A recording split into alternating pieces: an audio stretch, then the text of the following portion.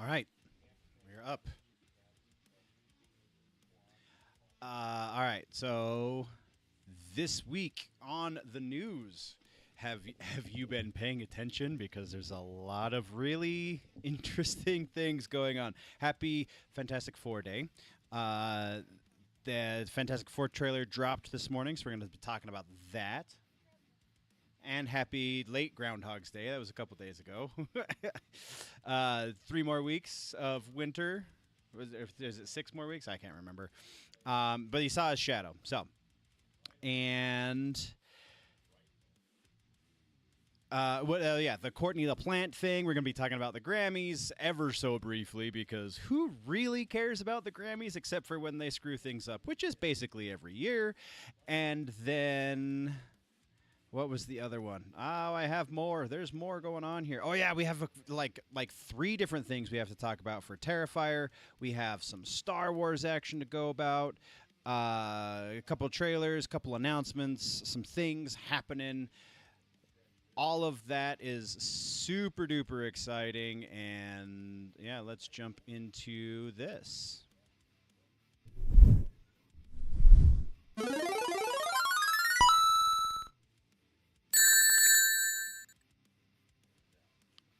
All right, nerds. Oh, that's not the one we're going to start with. Let's get it to a better spot. Let's start there.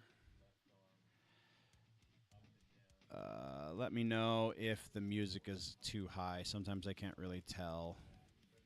Actually, I think, that should be all right.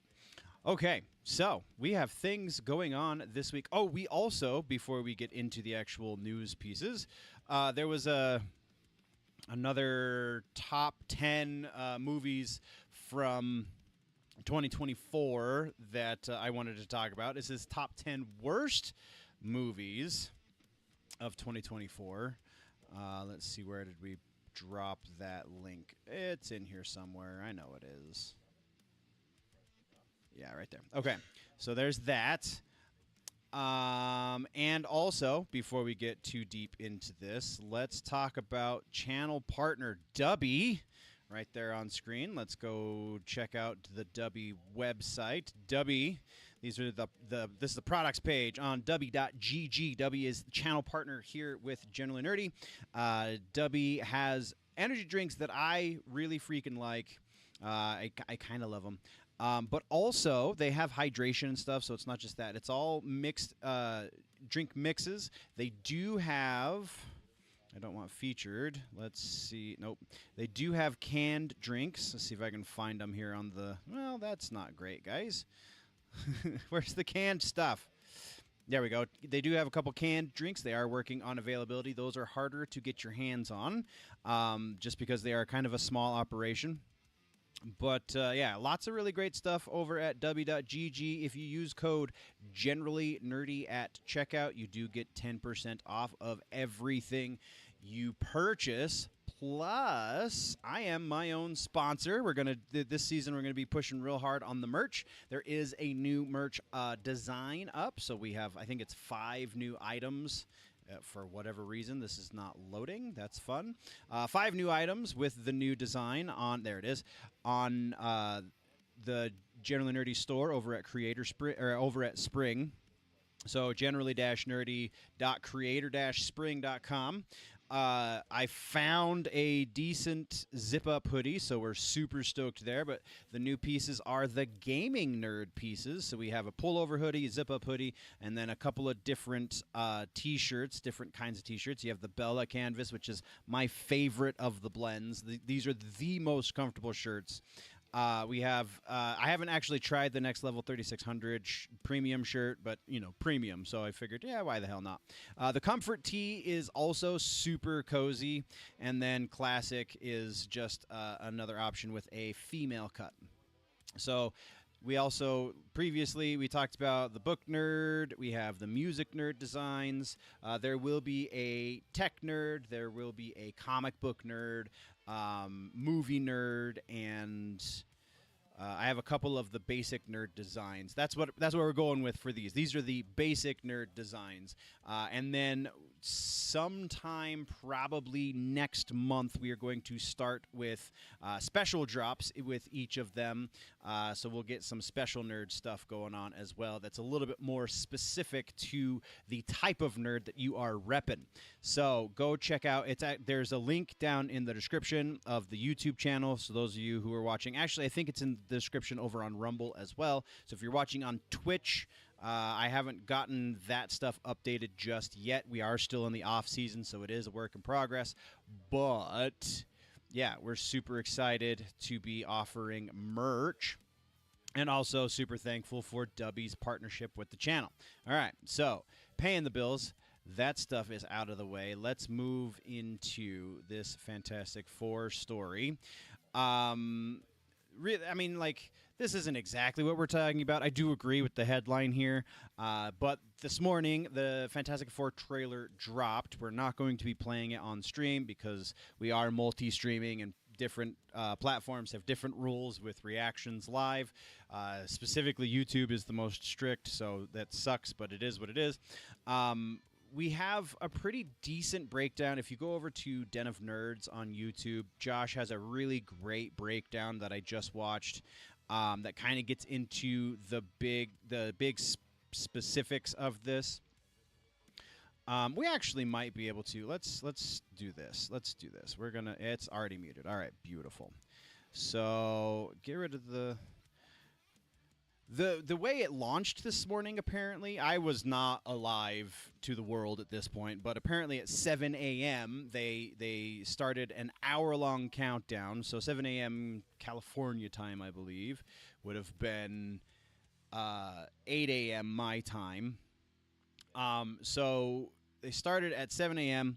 And then it ran an hour-long countdown, and then there was a 10-minute interview with the actors, and then they played the minute-and-a-half trailer, which is interesting. There's a couple of cool things to talk about. First of all, the opening bit is a 4:3 ratio, so it's kind of throwbacky. There's a lot of 60s elements in the design here, just like we were anticipating.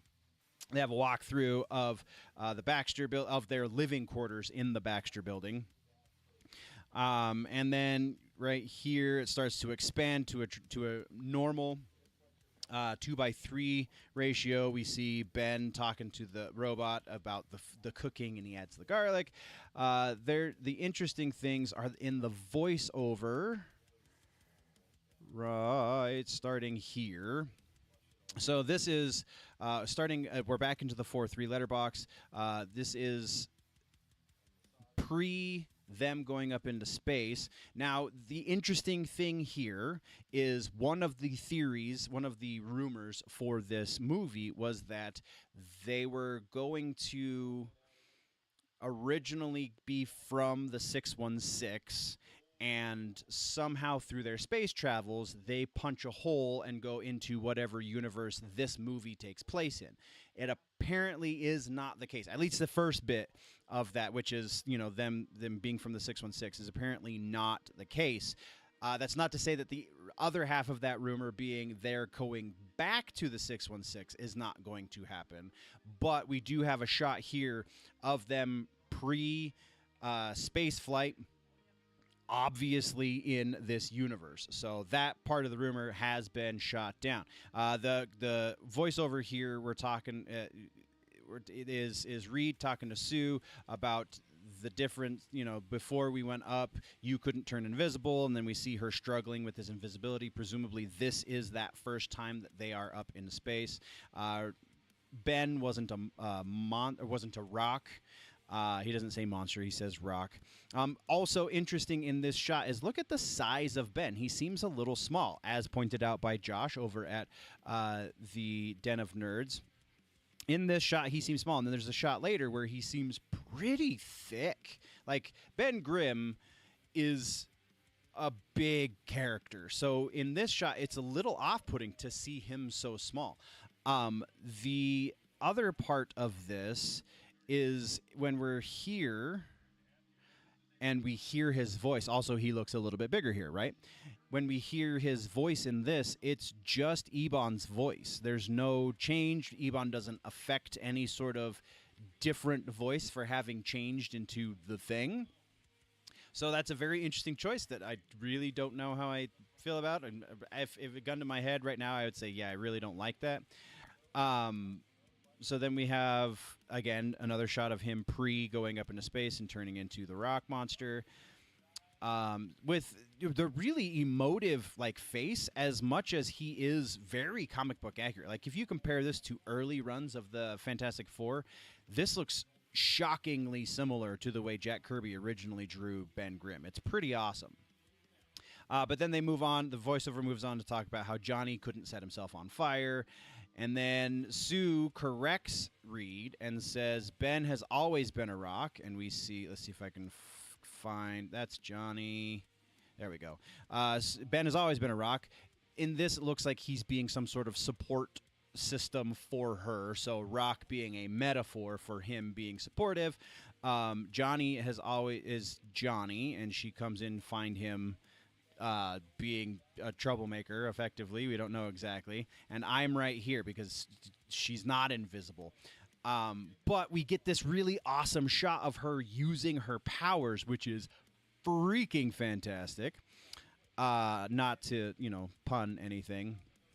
We get Johnny going into space and his powers shutting off because he can't breathe, presumably. We get this really awesome coming of Galactus shot with another highlight of the cityscape to prove that this is an alternate universe. We get the fantastic, what is that? I can't remember the name of the vehicle that Reed creates. But Reed's car.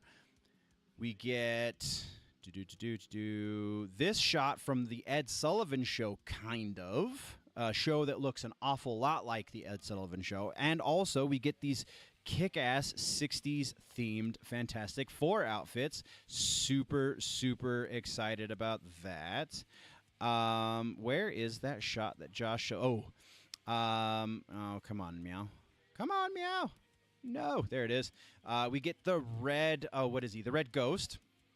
Presumably this is the Red Ghost. Nobody knows for sure, but all the rumors are saying that Malkovich is going to be playing Ivan Kragov, was his name, who is the Red Ghost, who is a villain for the Fantastic Four in the early days. Basically, his backstory is he sees what the Fantastic Four do. He wants to do that for himself, so he takes a bunch of different apes and monkeys and stuff into space and tries to recreate the circumstance through which the Fantastic Four got their powers, and then he gets weird powers too, but it's not doesn't work out exactly the same way. Also, there's rumor that he is not going to be the main villain. Obviously, he's not going to be the main villain because they're highlighting the fact that Galactus is in this freaking movie. So if he's in the trailer, then we are not getting a post-credit scene that has Galactus, and that's the only cameo we get. We are getting Galactus as the big bad. So the fact that we have the Red Ghost here is significant because like I said, he's a villain of theirs in the early days of the comics. So back in the 60s, 50s, whenever Kirby and whenever he was created. Sorry, brain just stopped working.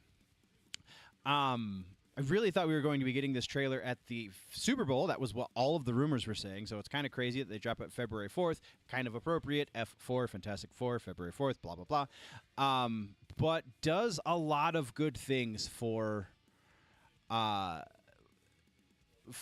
hype machine for this.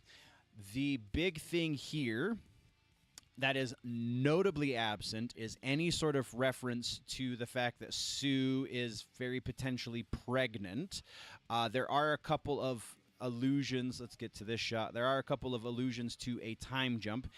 This shot very specifically has two different things that maybe are alluding to, one, the time jump, because her hair is good and long here, but also she looks like she may or may not be with child, meaning we are probably going to be seeing her and Reed's eldest son, whose name is totally escaping my brain right now, but that is the big rumor, that is what draws Galactus to this Earth, and that's why they have to escape Galactus to a different universe, and Galactus follows them, and it's this whole thing.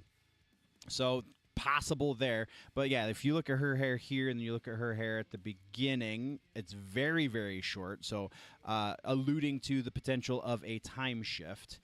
But yeah, really awesome. Super great. If you haven't watched the trailer yet, go watch it. That is the first piece that we absolutely must get out of the way. Her child is in the movie. So that is the big rumor. There is absolutely the fantastic car. Thank you, Chris. I'm super excited for you to be here right now. Yes, I agree. It totally does look good. This movie takes place in some separate universe other than the MCU. Yes, that has been made known through leaks and stuff for some time at this point. The rumors have fluctuated. Franklin Richards, thank you. The rumor has fluctuated from it takes place exclusively in this alternate universe, and then at the end of the movie they transfer to the 616. To at some point they are they start in the 616, and then they accidentally go to this new universe. From that accident, they become superheroes, and they are like rock star superheroes in this alternate universe. With the birth of Franklin, that draws not only Galactus but also this universe's Doctor Doom. Yes, it does mean that we might get Doctor Doom in the post-credit scene. I think we actually are going to get a little bit more of a cameo than just the post-credit scene from Doctor Doom, because he has to follow them into the 616. I am 100% on board with the theory that Doom is in the 616 from the beginning, because if you the current status of Iron Man in the comic books is that he was adopted, because they're the only superheroes in the world. I don't know if they're going to be the only ones, but they're definitely going to be the most famous ones. But yeah, that is one of the rumors as well, is that because they have superpowers in this universe, nobody else has superpowers, which makes them kind of stand out.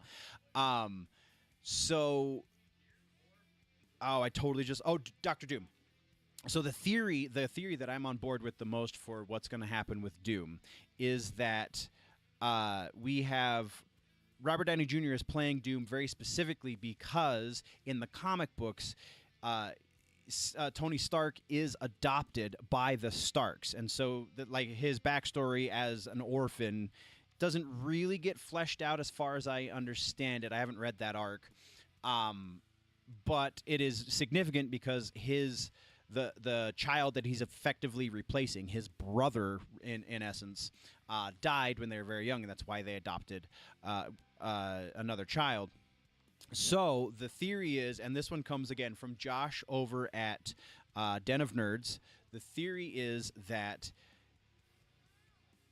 the person who would have become Doctor Doom in the 616 is orphaned from Latveria, is adopted by the Starks, and then is raised as Tony. Whereas in this other universe, he is raised as Doctor Doom, Victor Von Doom, in Latveria, becomes the leader of Latveria, and then becomes the Doom that we know from the comic books because he's in Latveria. So the fact that it's Robert Downey Jr. playing both characters is significant, because then that really plays into a lot of the adoptive stuff. It shows that he really could have been there from the start. It's really, really awesome. I'm super, super excited about that. So, yes, if you have not yet watched that trailer, go check it out. It's pretty dope, pretty solid. Kind of excited, pardon me, for the movie when it comes out. Let's move to the next piece, which is another trailer. Excuse me. Which is the Final Destination Bloodlines trailer. If you have not seen this one yet, there we go, Final Destination. Really, it's one of the death scenes, and it looks like. Let's see if they know.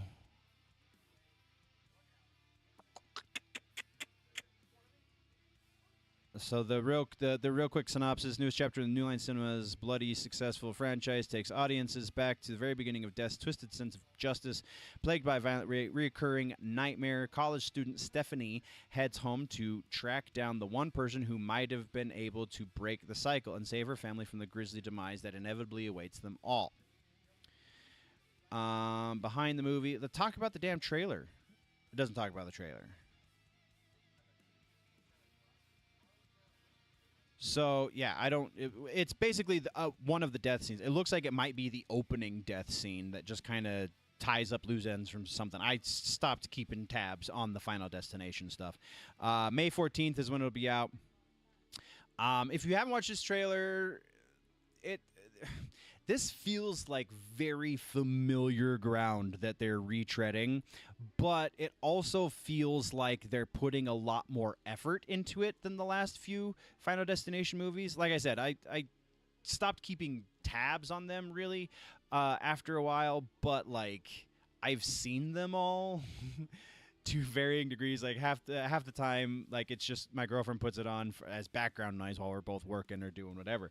So, like, I'm aware of the things that happen in them, but most of them are hot garbage. Like, anything past the second Final Destination movie is really just you're trying to catch a gruesome death scene, and they're really poorly executed. Yes, the trailer is insane, as Chris said in chat. It is absolutely crazy. Like I said, it feels like they're putting a lot more thought and effort into it this time around. So, does that mean I'm going to catch it in theaters? Yeah, probably not. But, are you talking to me? Oh, and it's also the final movie for Candyman actor. Oh no, I'm gonna forget his name. Oh, good lord. Let's just go look it up, shall we? Wiki.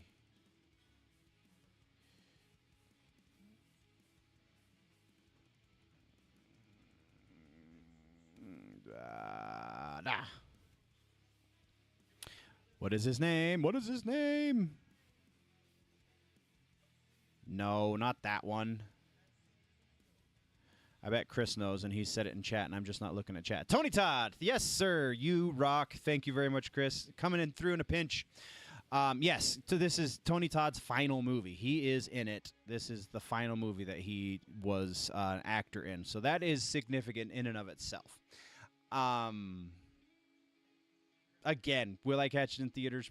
Probably not. Will I actually watch this one? Yeah, I'll probably put this one on once it's streaming, but not hype enough to catch it in theaters. It's an interesting trailer, for sure. If you're into horror, if you're into gore, this is a trailer that you're going to enjoy, though be warned, it is definitely NSFW, so yeah, that's a thing that you need to be aware of, but yeah, that's where that one sits.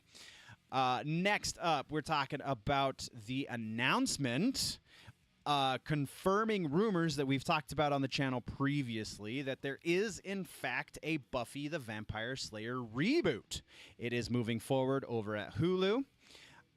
We are going to actually properly read this article. So, Buffy the Vampire Slayer reboot is finally moving forward, and it's happening at Hulu with original star Sarah Michelle Gellar. What are the details? Details also include that Eternals director Chloe Zhao will direct the pilot episode. Original series creator Joss Whedon is not attached to the project because people find Joss to be very problematic, with good reason. We're not going to get into that, but like it's kind of a Neil Gaiman kind of situation, just maybe not quite as bad as Gaiman. Which I think we're actually going to talk about Gaiman here later. Yes, we're going to talk about Gaiman later too. THR says that the Buffy the Vampire Slayer reboot is from writers Nora and Lila Zuckerman, who did Poker Face and Fringe. Oh, dope. Fringe. Yes, that's good sign. Fringe is a great show. If you've not watched it, you should. The later seasons kind of get a little wonky, but the first 2 or 3 seasons are super solid. Spiritual successor to the X-Files. It's good stuff. And 20th century television. Interesting. Described as, quote, the next chapter in the Buffyverse, unquote. Next chapter will focus on a new, younger Slayer with Sarah Michelle Gellar recurring in the series. As noted, since there is only supposed to be one Slayer in existence at a given time, the final season retconned things by awakening hundreds of potential new Slayers. Deadline adds that a writer's room is also getting put together, which is a good sign for the show. And while it's unknown if the other actors will be returning, the site says that it is considered likely. That is, yes, agreed, a very good sign. Sarah Michelle Gellar is on board. In December, Michelle Gellar said she was open to continuing the series. Quote, I always used to say no because it's in its bubble and it's so perfect, she said during an appearance on the Drew Barrymore show. But watching Sex and the City sequel just like that and seeing Dexter and realizing there are ways to do it definitely does get your mind thinking, well, maybe. I don't know if the Dexter one necessarily is the best. I haven't watched the prequel or the sequel series for Dexter, but I have not heard great things. It's actually been kind of just a mixed bag. However, the girlfriend loves the Sex and the City stuff. I don't know that she loves the And Just Like That stuff as much, but watches it and enjoys it at least. So, back in 2018, a reboot was attempted from Whedon, but it never got off the ground. Buffy the Vampire Slayer debuted as featured, blah, blah, blah. Yeah, Christy Swanson was the original Buffy in the movie. If you haven't seen the movie but you love the show, then you should definitely do that. If you've never seen either, start with the movie because the show elaborates past the movie. It's pretty cool. Definitely a Buffy fan. Watched basically every episode when I was a kid, or when I was in middle school, junior high, high school, whatever it was, through all of those actually. Buffy includes the Angel spinoff, comic books, and novels. Yes, I have read a couple of the comic books, none of the novels though. Coming in clutch. Yes, sir. Always coming in clutch. I super appreciate you being here, bud. All right. So, next on the list, we have apparently rumors getting shot down. So, Marvel is shooting down rumors about Black Panther 3 recasting T'Challa. Now, that's according to the just going off of that headline, that is specifically to Black Panther 3. That's not going forward in the MCU. So, Marvel producer Nate Moore shoots down rumors that Black Panther 3 will be recasting T'Challa. Various rumors have said that Marvel is currently looking at actors to play Black Panther, including John David Washington, who we talked about last week, Denzel Washington's son, Kelvin Harris Jr., Aaron Pierre, who is John Stewart in the Lantern show, so that's not super likely. Aldous Hodge, I think, would be a really cool choice. I think that John David Washington would be the best choice. John Boyega would be a really interesting choice. Damson Idris and David, I'm so sorry I'm going to say this last name so terribly wrong, Oyelawu. Hodge actually addressed the rumors on X, stating he turned it down, but who did? Oh, Aldous Hodge. Interesting. But he looks to have been having fun with the fans, as he added. He also turned down playing a co-lead in James Bond, Daniel Craig, and Eddie Murphy biopic. Yeah. Nate Moore, who produced the Black Panther movies, Eternals, and Captain America, Brave New World, filled in comic book with the following. So comicbook.com, I'm presuming. Truth is, there is no truth to those rumors. Never say never to anything. We haven't really had a lot of creative conversations with Ryan Coogler yet because he's finishing his film Sinners, which comes out this year. We'll get into it later this year, but everything you read online is not true, if for no other reason than we just haven't started working on it. Just because I think that's a little disingenuous. Which is kind of a lot of wordplay that we get from producer types and people who are under NDAs to not give specific information out.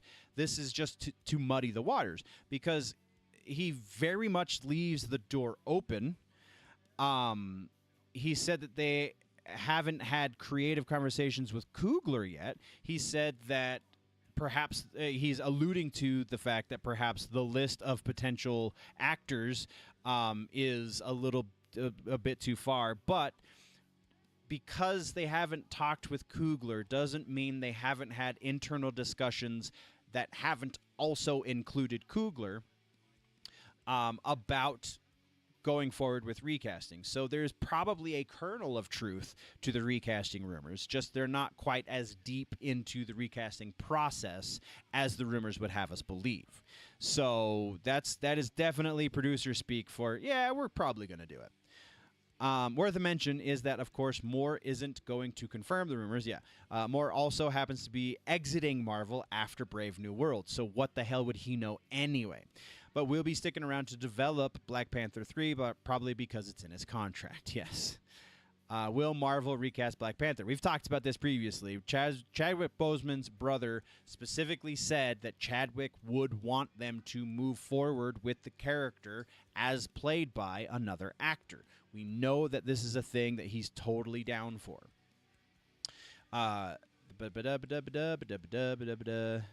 All things we've talked about previously. Black Panther 3 details. All things we talked about previously. Okay. Next. Oh, I haven't actually watched this one, so I can't. I was going to, and I don't remember why I didn't. I just kind of spaced it off. But Jurassic Park, or Jurassic World, rather, Rebirth teaser trailer drops tomorrow. So that's why I haven't watched it. There you go. Something is coming. What is... let's mute the audio from this tab. Where are you? Mute tab. There we go. So we'll just watch the video, what was posted on X. Ooh. Trailer Wednesday. So we get a little shot of Scarlett. Oops, that's not what I wanted to do. Go back. Go away. No. Scarlett Johansson. Can we do this? Yeah. Scarlett Johansson noticing what looks like something in the background, and then we see a tail behind this dude, and that's all we get. So that's interesting. What is Jurassic World Rebirth about? Hey, that's a good question. Let's read this part. Action-packed new chapter sees an intrepid team racing to secure DNA samples from the three most colossal creatures across the land, sea, and air. 5 years after the events of Jurassic World Dominion, the planet's ecology has proven largely inhospitable to dinosaurs. Those remaining exist in isolated equatorial environments and climates resembling the one in which they thrived. The three colossal creatures within that tropic biosphere hold the key to a drug that will bring miraculous life-saving benefits to humankind. Ooh, hey, we saw something like this in the... Oh, it is going to be rated R. Very interesting. Let's continue reading. But we're going to do a little section later also of the That Just Happened stuff, because been digesting some interesting content. That one was the most recent Alien Romulus movie, so we're going to talk about that briefly. And then what was the show? I was watching a show. I can't remember the show. I've been rewatching Shameless, so we'll probably talk about that. Damn it. I guess we're going to have to hold off on that one until next time. But either way, we're going to do a little bit of That Just Happened. Continuing on with this, though. Who it stars, anchored by iconic action superstar Scarlett Johansson. Is she iconic as an action superstar? I don't know if I go along with that statement. But the film, I mean, she was Black Widow, so she's got that going for her. The film also stars breakthrough talent Jonathan Bailey and two-time Oscar winner Mahershala Ali. Oh, I don't remember that.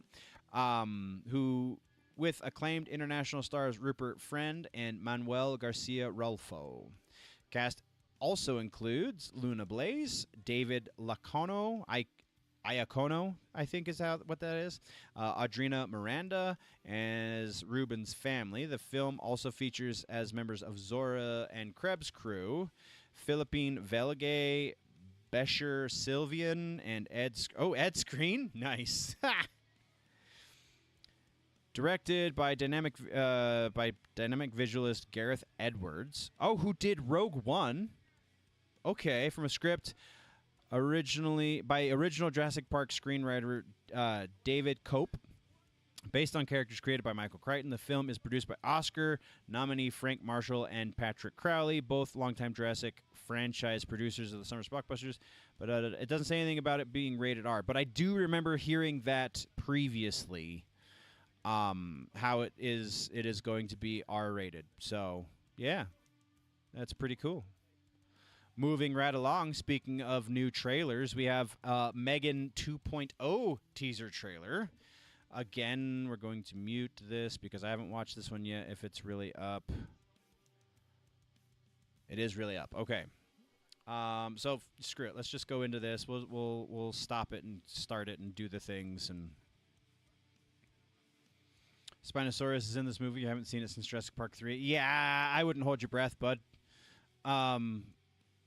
Oh, is that all it is? I think that that was not super well received by the audience because, I mean, they made it up for the movie, and like it's a oh, that was too loud. It's a little bit too much of a thing for, I think the fandoms. So doubtful, but possible, I guess.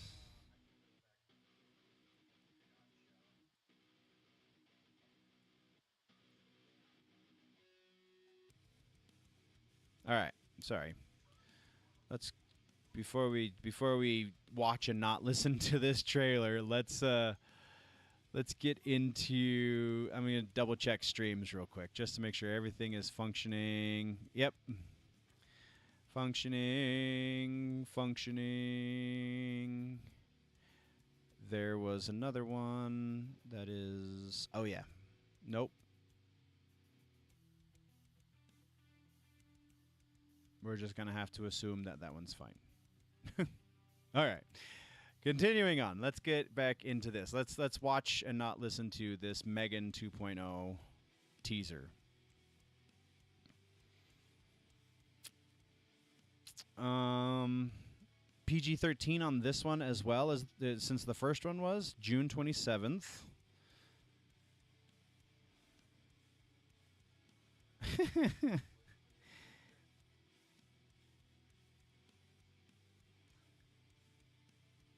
How is she back? That's the real question. How are they going to play this? Oh, it is equally as awkward as the first movie. Megan 2.0. Slaying on June 27th. Oh, good Lord. Blumhouse again, so there's that.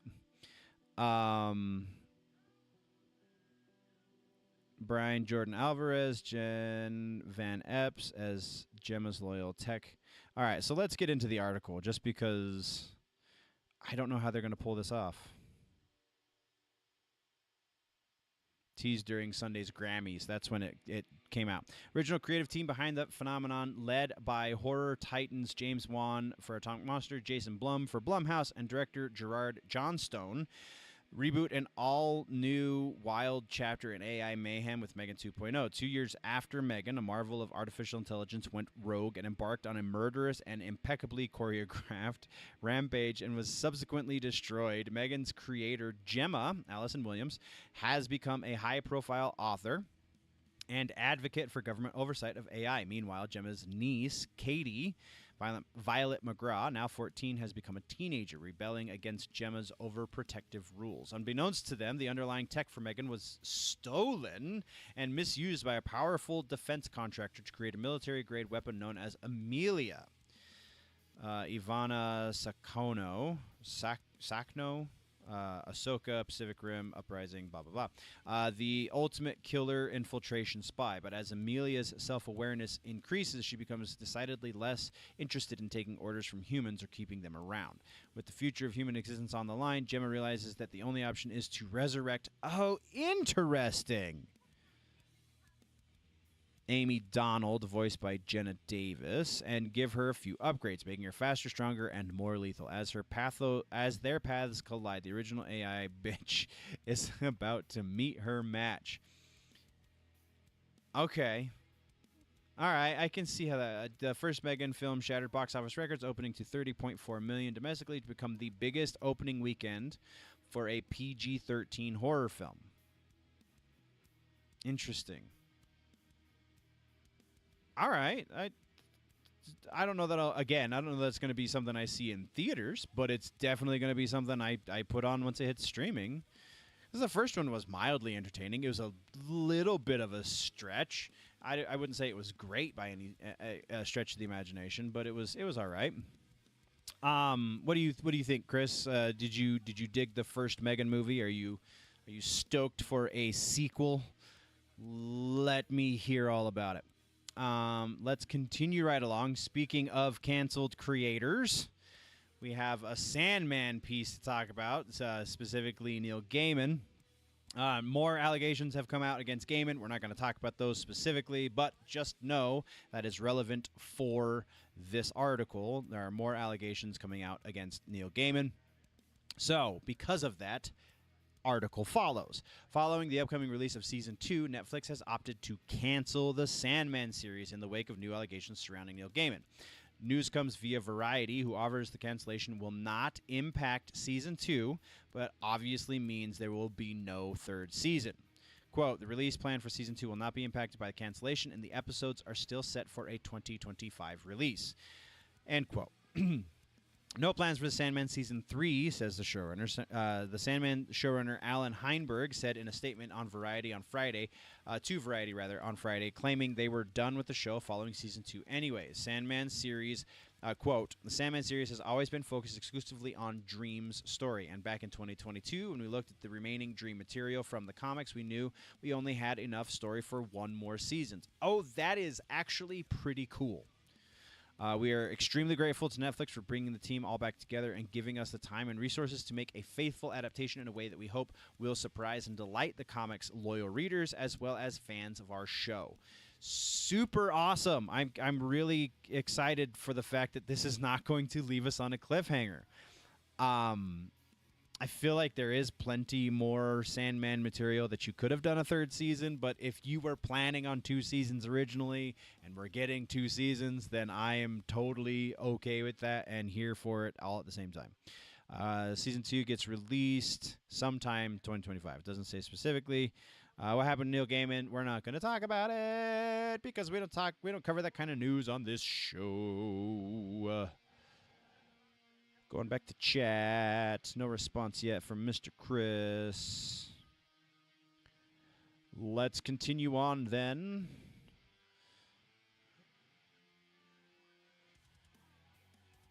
Where are we going? Next is Star Wars.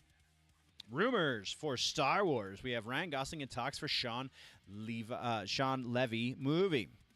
It's reported Ryan Gosling is in negotiations to star in the upcoming Star Wars movie from Sean Levy. The report comes from THR.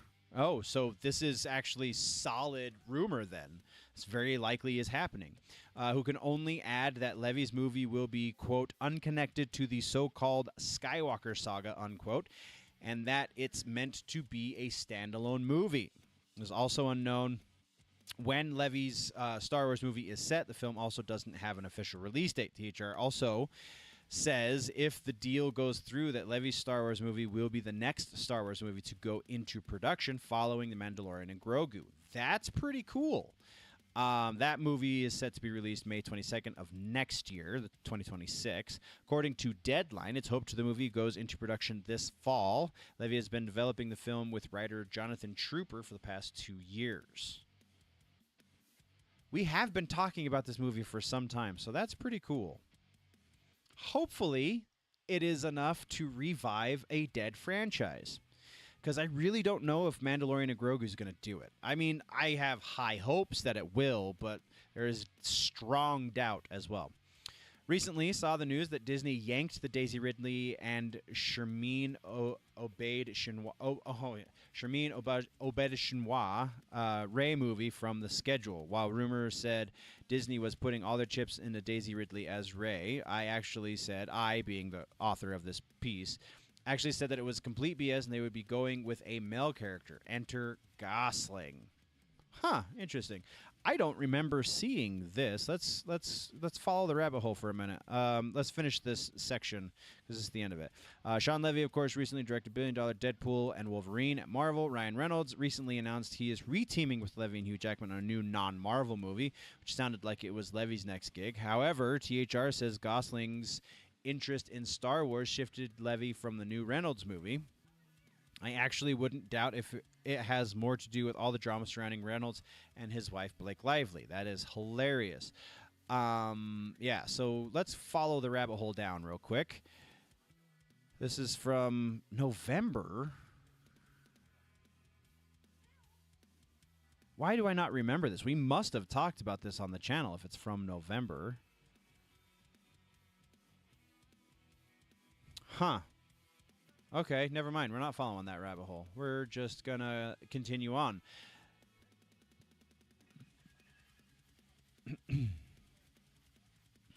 So, now we have some really cool stuff. There are two... All right, so we're gonna do this in reverse order from the way I found these articles, but we're actually going to get into 3 different pieces about Terrifier, one of which is going to be kind of quick, one of which is going to be very quick, and then one of which is going to be a little aggravating. So let's start with the aggravating one first, shall we? All right, so... Terrifier series, the title of this article from Bounding Into Comics. Terrifier series director responds to backlash against Art the Clown actor's political social media post, says horror series, quote, is not in any way, shape, or form a political franchise, unquote. That is the whole title to this article. Let's continue with the actual article. According to Terrifier director Damien Leone, while some of the horror franchise's cast, crew, and fans have their own outspoken political opinions, his killer clown-centric series is intended to serve as nothing more than blood-spattered pieces of bipartisan entertainment. The latest controversy surrounding fan-favorite slasher films first arose courtesy of Art the Clown himself, series lead actor David Howard Thornton. Far from a fan of the newly re-elected President Trump and his administration, recent weeks have seen Thornton taking to his personal threads and Facebook accounts to offer his own vocal criticism against American government's new direction. For example, on January 31st, the actor pressed his followers, consider what all is happening in our country right now. How do you feel? Angry, sad, happy, apathetic, impartial? Now you know exactly how you would have reacted during the events in 1930s Germany. Oh, boy. I hope you all plan on being on the correct side of history. Well, obviously you are not, sir, because the people have spoken. Next day, Thornton would retweet a news report from the LA Times recounting the details of President Trump's recent order that California open up its Terminus and Schaefer dams and declare time for disobedience. Wow. So in the light of the fact that LA is burning, David Howard Thornton decides that he doesn't want water in the city. That's pretty intense. Quote, the same people that scream they took our gerbs have no problem with an unelected illegal immigrant Nazi oligarch taking their social security information and taking over the treasury by force. Really? He said on February 2nd. Make it make sense. Wow.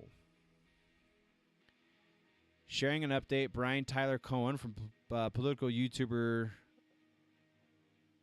What? Sharing an update, Brian... Proofreading is a beautiful thing. Come on, guys. Sharing an update, Brian Tyler Cohen from political YouTuber regarding Elon Musk being granted full unrestricted access to various government agencies. Thornton indulged in a bit of schadenfreude, asserting, this is for those that voted for this. Y'all wanted cheaper eggs.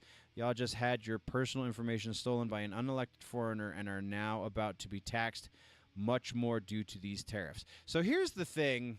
All right, so I know we don't do politics very much here, but when you see nonsense, you got to call it out for what it is. Tariffs if existing in a bubble, if there was only one source for the items being tariffed from these other countries, if that was the only option that we had, then yes, a tariff would be a tax on the people that are trying to buy the item. However, when you take into consideration that we have a pretty decent market for basically everything coming in that is getting tariffed, you have to consider the market. So we'll say there's 3 companies that produce a widget, whatever is irrelevant. So company A produces that widget in America. Company B produces that widget in a country that is not being tariffed currently, and company C produces that widget in a location in a country that is being tariffed, right? So you have 3 different sources for the same product. Company A's product is going to be a little bit more expensive because we have standards for what we pay our laborers. Company B is going to be a little bit cheaper because they probably have lower standards for what they pay their laborers, so they can sell the item at a cheaper markup. And Company C has to compete with both of them. So if they transfer the cost of the tariff directly to their audience, then they are going to be pushed out of the market, and they're not going to sell any. However, if they try to just compete with the American company, Company A, then they're more likely to still remain competitive while taking a loss because of the tariffs. That is how it actually works. If there's only Company C, then yes, they can do whatever they want with the price, and we have to just kind of suck it up as consumers. That is not the way it actually exists in practice. In a vacuum, sure, but in practice, no. So, just so you know going forward, when you see people make that point, they are misinformed and they are just rehashing information that they don't fully understand. Continuing on with the article. Quote, "This is only 2 weeks in," he added. "Was it worth it? Putting our country in the hands of convicted felon again." When you see nonsense, you have to call it out. Let's finish the quote, and then we'll call out the nonsense.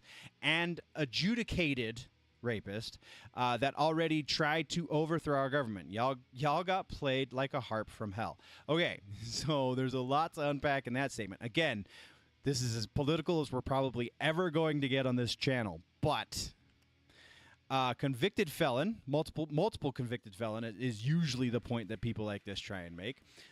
He was only convicted of felonies based on the idea that he was committing a felony and the cover-up was in relation to said felony.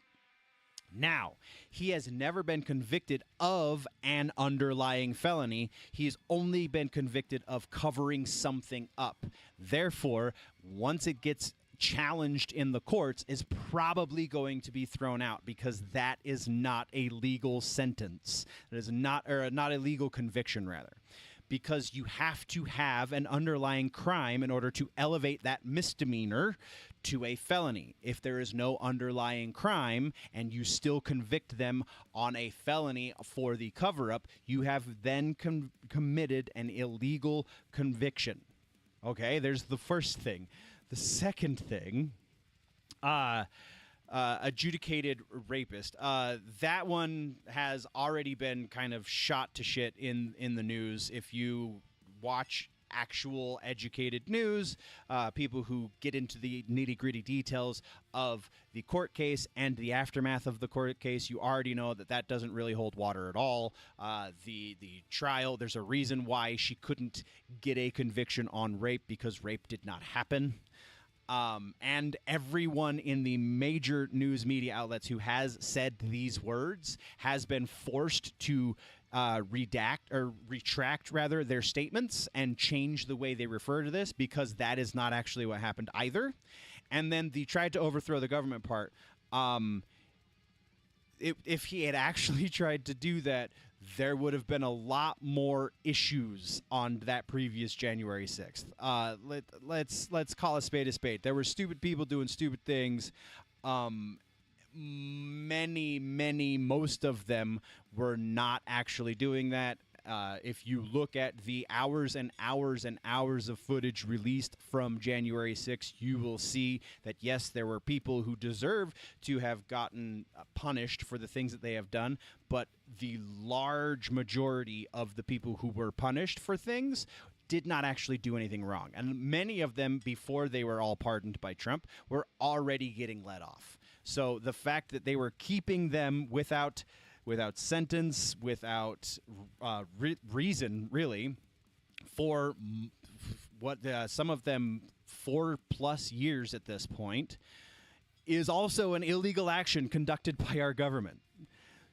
I mean, like, facts is facts. That is just the way it actually played out. So, continuing on back into the silly news. Blah, blah, blah. Given the nature of the internet, Thornton's sharing of his highly political opinions unsurprisingly drew him the ire of his ideological opponents, many of whom essentially told the actor to sit down and stop talking and get back to entertaining them. But rather than shutting up, Thornton instead wrote on his social accounts, "I grew up around Germans that stayed silent. I learned from them what happens when one stays silent." All right, so if we were in a fascist state, the leader would be trying to expand the government, not shrink it. Let's just keep that as it is, shall we? That's why I continue to refuse to stay silent. If you don't like that, you can keep scrolling. It's as simple as that. From there, discourse continued to grow, eventually reaching the aforementioned Leone himself, seeking to address the situation. The director took to his personal Facebook page on February 3rd, so yesterday, and announced, "I want to make a very important statement regarding Terrifier franchise in this ugly political climate we're living in. As most of you know, many of my cast and crew members have made very passionate political presence on social media with extreme and sometimes harsh opinions, which is their right." Absolutely agree. He wrote, "I'm all for freedom of speech and expression. That being said, Terrifier is not in any way, shape, or form a political franchise." Continuing, "I did not get into filmmaking to become a politician or promote any political agendas or ideologies, especially through a killer clown movie. I fell in love with horror movies as a form of pure entertainment, and those are the films I like to make. Since Terrifier 1, our cast and crew has and still consists of both Republicans and Democrats, and anyone is welcome to be a part of it regardless of political affiliations, as long as they are a decent human being." Wonderful statement. That goes on. That goes for our fan base as well, he concluded. If this doesn't sit well with you, with any fans or cast crew members, that is your right, and I respect it. You don't have to buy a ticket. You don't have to work in these films. Thank you, and I recommend you don't let toxic rhetoric on either side of the political spectrum deter you from being a Terrifier fan. So, there's that. Unrelated, our next piece, and much actually more interesting, I think. Next piece about Terrifier is Damien Leone continuing his announcements. Confirms conclusion of the series and origin story for Art the Clown in Terrifier 4. On a day that is traditionally intended to be for receiving gifts, Damien Leone was instead a giver of gifts on his birthday this past Wednesday, when he revealed that he's working on the script for the sequel to the record-breaking blockbuster Terrifier 3.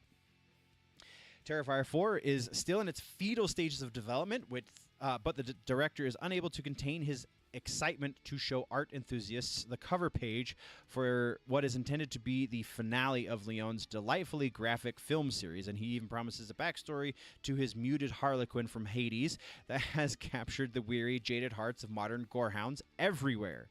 Oh, that's cool. Truly, quote, "I'm truly blessed to know so many wonderful human beings," Leone said in his Instagram post. "I might as well take advantage of this day and give all of the Terrifier fans a little present in return.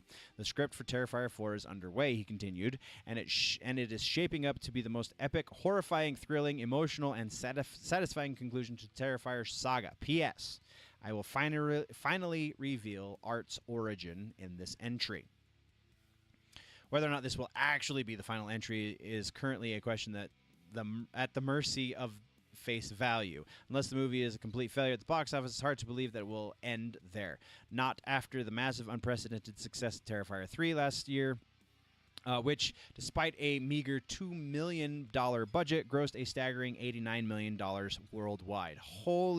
I have not seen those numbers. That is awesome. Making it the highest grossing unrated film to grace mainstream cinemas with its morally dubious presence. Take that, Deep Throat. That's funny. For those like me with a taste for the macabre, it also proved that big studios can take a gamble on fresh material within independent sphere and profit from it, something which is no laughing matter. The world of horror first met Leone in his clown creation in the generally unknown 2013 horror anthology feature All Hallows Eve. In that vastly underrated movie, yes, if you haven't watched All Hallows Eve, it's pretty legit. Art the Clown serves as the central figure connecting the separate stories in an anthology format. Art quickly grew popular among horror fans and has since become one of the most cosplayed characters at conventions everywhere. Something to note is that was a different actor playing Art in the All Hallows Eve anthology movie. That's the only one that is not what's his toes? Whatever. When Leone set out to make a spin-off feature of All Hallows Eve, Gianelli had retired from acting, the actor who played, so that David Howard Thornton, there we go. Again, brain farts are a thing. To don the blood-stained jumpsuit, Terrifier was released in 2016, with audiences giving a warm welcome to the all-out celebration of practical effects, low-budget charm, and over-the-top gore. Yes. Thornton was doused with praise for his performance of the silent mummer that's hell-bent on mutilation and dismemberment. He's been constant with the horror convention circuit ever since. The minor success of that movie, apparently made $421,000 worldwide, led to an even more successful and even more violent sequel in 2022, which I felt was a little less effective than the first movie. I don't know. I felt like the protagonist in that movie just didn't have a satisfying function. Like she felt shoehorned into what otherwise would have been a repeat of the first movie. So like it was a little bit of growing pains as far as my viewing was concerned, but like still obviously a higher budget. I still have yet to watch Terrifier 3, which sucks, but it will be. I will see it. It will happen. So that one was profit of $15 million. The rise of the big top turned David Howard Thornton into a horror icon, Art the Clown into a household name, and has given people with coulrophobia nightmares that will most certainly last for generations. That's awesome. Terrifier, Terrifier 2, and All Hallows Eve are for free on Tubi, which God bless Tubi and Pluto. But Terrifier 3 is going to cost you over on Prime. That is where you can do it. Yeah, I think I agree with this first commenter here. I don't know if an origin story is a great idea because, and this is actually going to be a nice transition into our next piece, but because one of the things about characters like Art the Clown, very specifically we learned this with the Joker, is if you have an origin story, it kind of takes away some of the mystique. We also learned this with Mike Myers. If you watch the Rob Zombie Halloween movies and he goes really hard on an origin story, or any of the other Halloween movies where they talk about the shape and all of that stuff as far as origin goes for Mike Myers, like it really detracts and it pulls away from the effectiveness of those characters as horror icons, because as has been stated millions of times before, a person's imagination is far more effective than anything you can show them on a screen in front of their eyes. If you leave the backstory vague, if you leave a bunch of holes for their imagination to fill, it makes them more effective in the aspect of being frightening. So I wouldn't call it macabre. That suggests Vincent Price or something. This is just gore. No, macabre. Macabre is whatever. We're not going to get into a vocabulary lesson here, but so like I said, that leads us into our next Terrifier piece, because like I said, there are three. Oh, and I think Chris ducked out. Well, all right. So next Terrifier piece actually is specifically David Howard Thornton, who a few weeks ago, might have even been about a month ago or more, said that he would love to play the Joker. And apparently he has been able to do just that on a YouTube short film. It is called Joker's Wild. I did actually watch that one this morning. It's legit. Steps into even bigger clown shoes for DC fan film Joker's Wild. So this is what he looks like as the Joker. I don't know that we're going to read this necessarily, but the basic story of Joker's Wild. Oh, yeah. We can't. They're not going to show it here because it's age restricted because it is very, very gory. But if you're familiar with the Death in the Family arc, then you're going to be. This is very familiar territory. This is an alternate take on the scene where Joker kills Jason Todd. I say it with the air quotes because if you know, Jason Todd is not dead. He is the Red Hood. But at the time, Jason Todd was killed off, and he did not return for a very long time because he was effectively dead. This one does not leave open-ended. Todd could not return, and that's all I'm going to say about how this one ends. But there are moments in this very dark take on the Joker, which, again, totally freaking works. There are moments in this very dark take on the Joker where David Howard Thornton's performance legitimately makes you laugh in spite of the things you're seeing in front of you. This gruesome, gory scene that is what we get in this short. You're still like kind of chuckling at the things he's saying. So kudos to the writer, who is also, I believe, the director. Let's see if I can find his name in here. Aaron W. Bennett. He's done a lot of short work. He's done like key grips on bigger projects and things, but anything like writer director that he's done has all been basically shorts, which has paid off because this really, really worked. Let's see if we can go find. We'll just go here. So I can show you the thumbnail. Oh, come on, meow. Let's go to Joker's Wild right there. So it has its own channel. Joker's Wild Movie is the channel, and then Life is Funny, Death is Hilarious. Let's see if I can. I'm not going to play it, obviously, but we are going to pull up the thumbnail so that you can see it. That is the thumbnail currently. It's pretty great. David Howard Thornton's performance as Mr. J is like top notch. I wouldn't say second to none because obviously we have some amazing Jokers on film, but he is top notch for freaking sure. I just only wish he was more properly educated in the ways of politics. So yeah, that's what we got to talk about for Terrifier. I think we have 2 more things.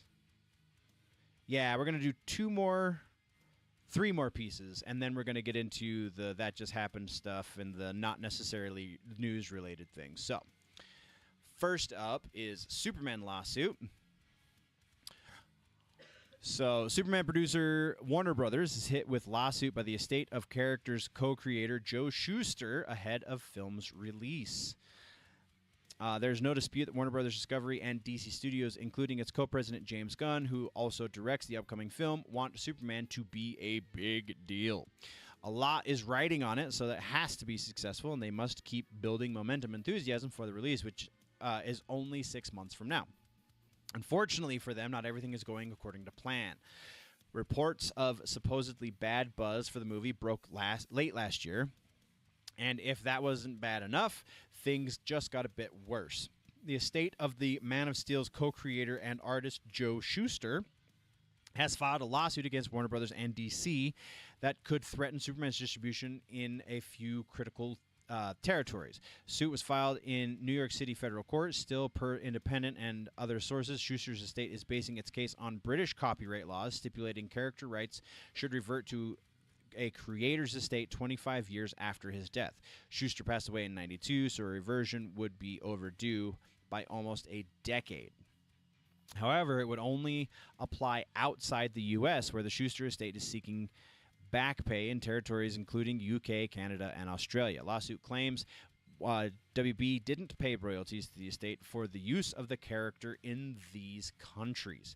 As well as damages, lawyers for the estate are seeking a court order that would prevent depictions of Superman without a license. If the lawsuit goes anywhere, it could jeopardize the release of Gunn's film, British Commonwealth, and around the world. We fundamentally disagree with the merits of the lawsuit and vigorously defend our rights, responded a rep for Warner's.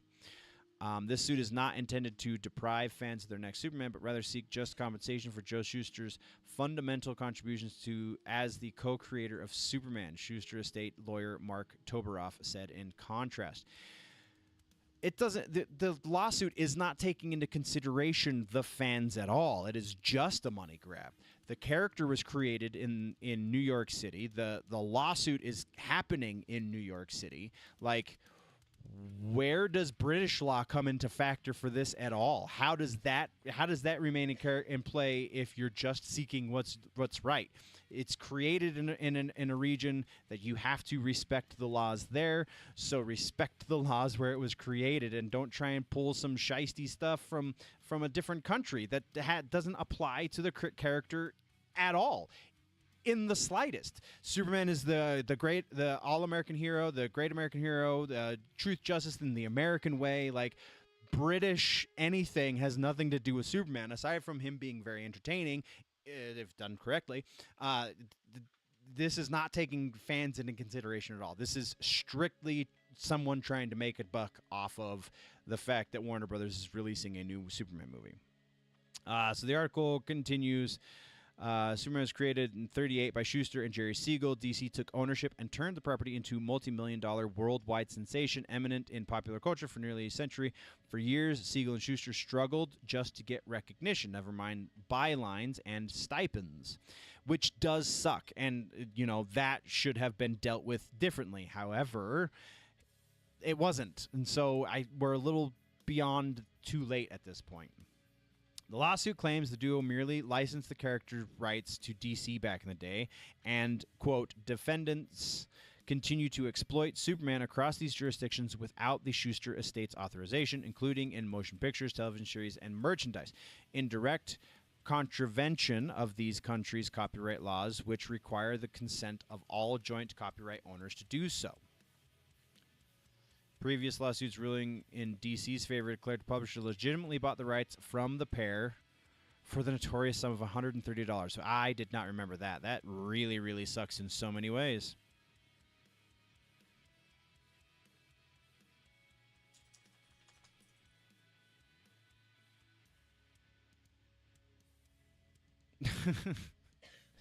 Really. Interesting comments. All right, so that is the Superman piece. Let's get into the music bits, and then we're going to kill the news portion of today. So that being said, I think we have to mute, or pause at least, the tunes going on. Hopefully, oh, nope, still not there. All right, so now let's move into music stuff. So we have,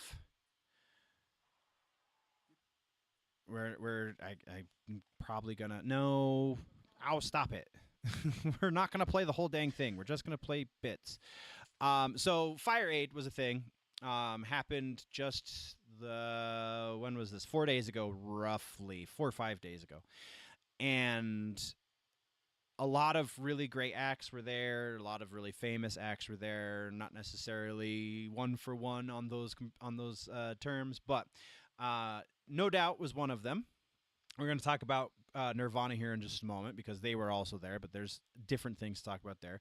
And then those are the ones we're going to talk about. If you want to watch it, watch it. It's 6 hours of music, so there's bound to be something on there you like. There's probably going to be a lot more that you don't like, so just kind of skip around, do as you will. But No Doubt performed. They performed 3 songs, Just a Girl, Don't Speak, and Spiderwebs. Gwen Stefani looks like she's from Mars anymore. Let's see if we can get a good. It's not really a great shot, but whatever. Because she's had all the plastic surgery. But like the Just a Girl performance was really iffy.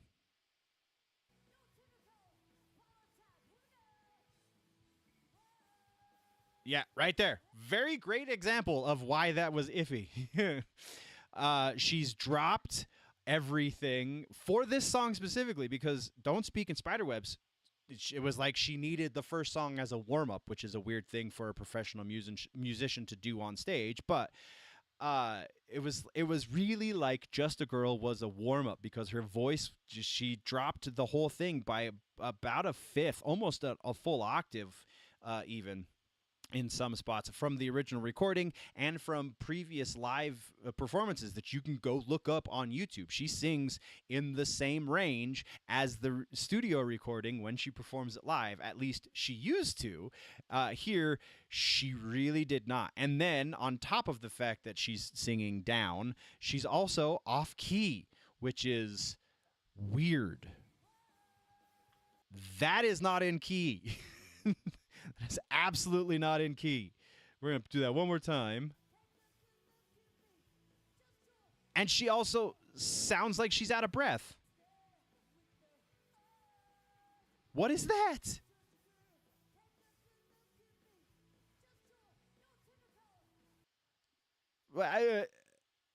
Now that you move into Don't Speak. And then she's right on top. She's right where she needs to be. I mean, maybe not right where she needs to be. It wasn't a perfect performance of that song or Spiderwebs. Spiderwebs probably was the best one of the 3, which would make sense because she was really cold when they went out on stage. Oh, it was a little disappointing. And then they got to Don't Speak and it was like, oh, there's the song, the singer that I really, really dug as a kid and like really loved the voice and all of the things. And then she went crazy. And now we're back up into the proper key and everything. Isn't that wonderful? So I don't know. It was just a weird thing that happened. The next thing that we want to talk about. Oh, that's right. We have 2 more things. We're going to talk about Nirvana. Let's just see if we can find the performance. The Nirvana performance was interesting. So we're going to look it up. Fire Aid. Nirvana. Nirvana Union. I think this is the one we want. So we got 3 different vocalists performing Breed, School, and Territorial. Four songs. Breed, School, Territorial Pissings, All Apologies. Give me more information because there we go. So Breed was with St. Vincent. School was with Kim Gordon, who is from Sonic Youth. Territorial Pissings was with Joan Jett. And then Kim Gordon came back to play bass while Chris, who is the bass player for Nirvana, played accordion. And Violet Grohl, Dave Grohl's daughter, did vocals for All Apologies, which was pretty great. The thing I wanted to talk about here was the St. Vincent situation. As you can see here, as it's opening up, like there is the feedback is planned, but it seems like there's some sort of technical issue going on. And then she comes out and has a hell of a time. Let's make sure YouTube hasn't killed us yet. Okay, good. She comes back and has a hell of a time with her timing. like those vocals are so off, and you can hardly hear the guitar because thankfully we have Pat Smear playing guitar as well, and you gotta love Pat. The dude just always makes you smile, doesn't he? Um, but it was like she couldn't hear her earplug or her monitor in-ear monitor. So you can see here she pulls the in-ear monitor out. She gets a little bit better with her timing after that, but really it was just like technical issue. Apparently I've never listened to St. Vincent. I'm not super familiar with her music. I'm told that like her first couple records are really good. I really don't know. Obviously, Nirvana took notice because she's singing with them. So this had to be chalked up to technical issues, and she just couldn't hear and whatever. Really super awesome was Kim Gordon performing School. That was great. I'm super super jealous of her bass tone when we get into All Apologies. Sounds so freaking incredible. The performance with Joan Jett for Territorial Pissings was a little disappointing on Joan Jett's part. I gotta say, I had, but again, it seems like there were just technical issues through the whole thing. Also, I wasn't paying that close attention apparently, but St. Vincent screwed up the lyrics for Breed because she says, we can buy a house, we can plant a tree. The lyrics are, we can plant a house, we can buy a tree, or build a tree rather. So yeah, not really, didn't really get it right. Like, you're in front of millions, literally millions and millions of people, and you're getting the lyrics wrong. That's not cool.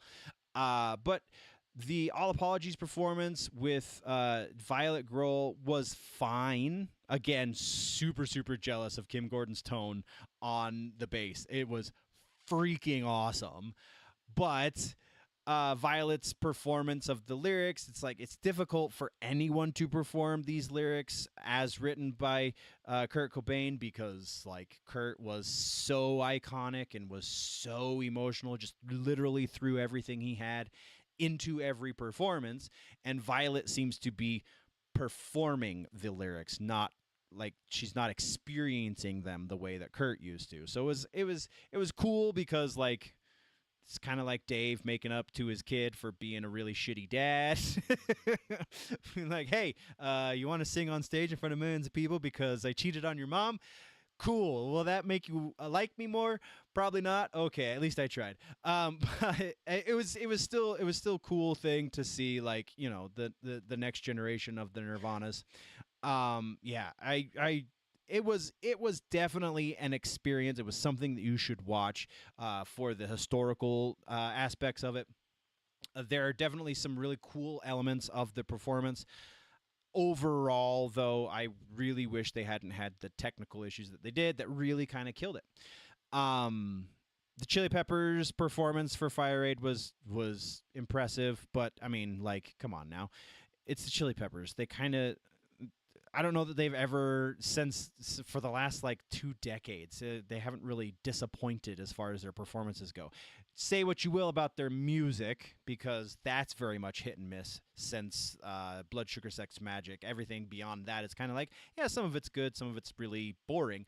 But as far as performers go, those dudes are incredible performers. Flea specifically is like in his 60s at this point, and definitely, or maybe he's not quite that. Maybe he is. I don't remember. Yeah, no. Because if Corey Taylor's in his mid 50s or so, early 50s, Flea's got to be at least a decade older than that dude. So yeah, I mean, I would say they're in their 60s, if not very, very close. Green Day, I skipped it. I honestly skipped around a lot. There was some really, really cool. Sting played with Stevie Wonder. Sting played a set by himself and then played with Stevie Wonder. And then Flea came out and did Higher Ground with Stevie Wonder. So Flea's playing bass, Stevie's playing the keys, and Sting's singing the words. It was freaking awesome. There's a lot of really cool performances at that show. Also at that show, I do have, I don't know how I'm going to show it. But our predicting 2025 bingo card, we already, I mean, kind of, sort of, if we're stretching it a little bit, we can check one of the things off. Let's see if I can do this. How am I going to do this? In image view. How do I do that? Properties? Ah, yes. Okay. So let's go open.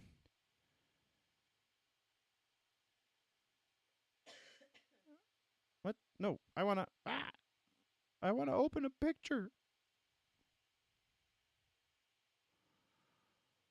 That's not what I want to do.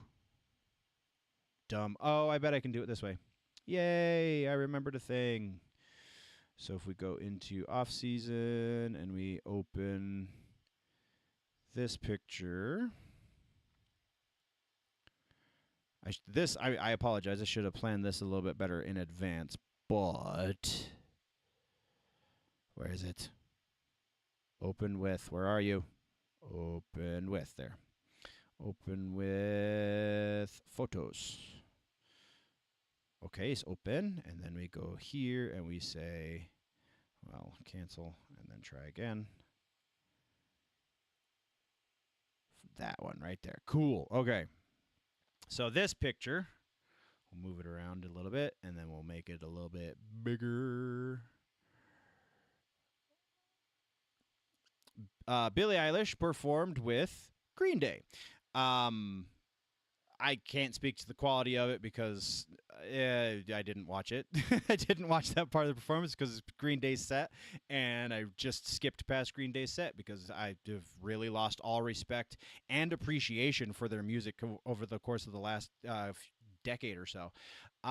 If it's anything after Insomniac, basically, I kind of don't care.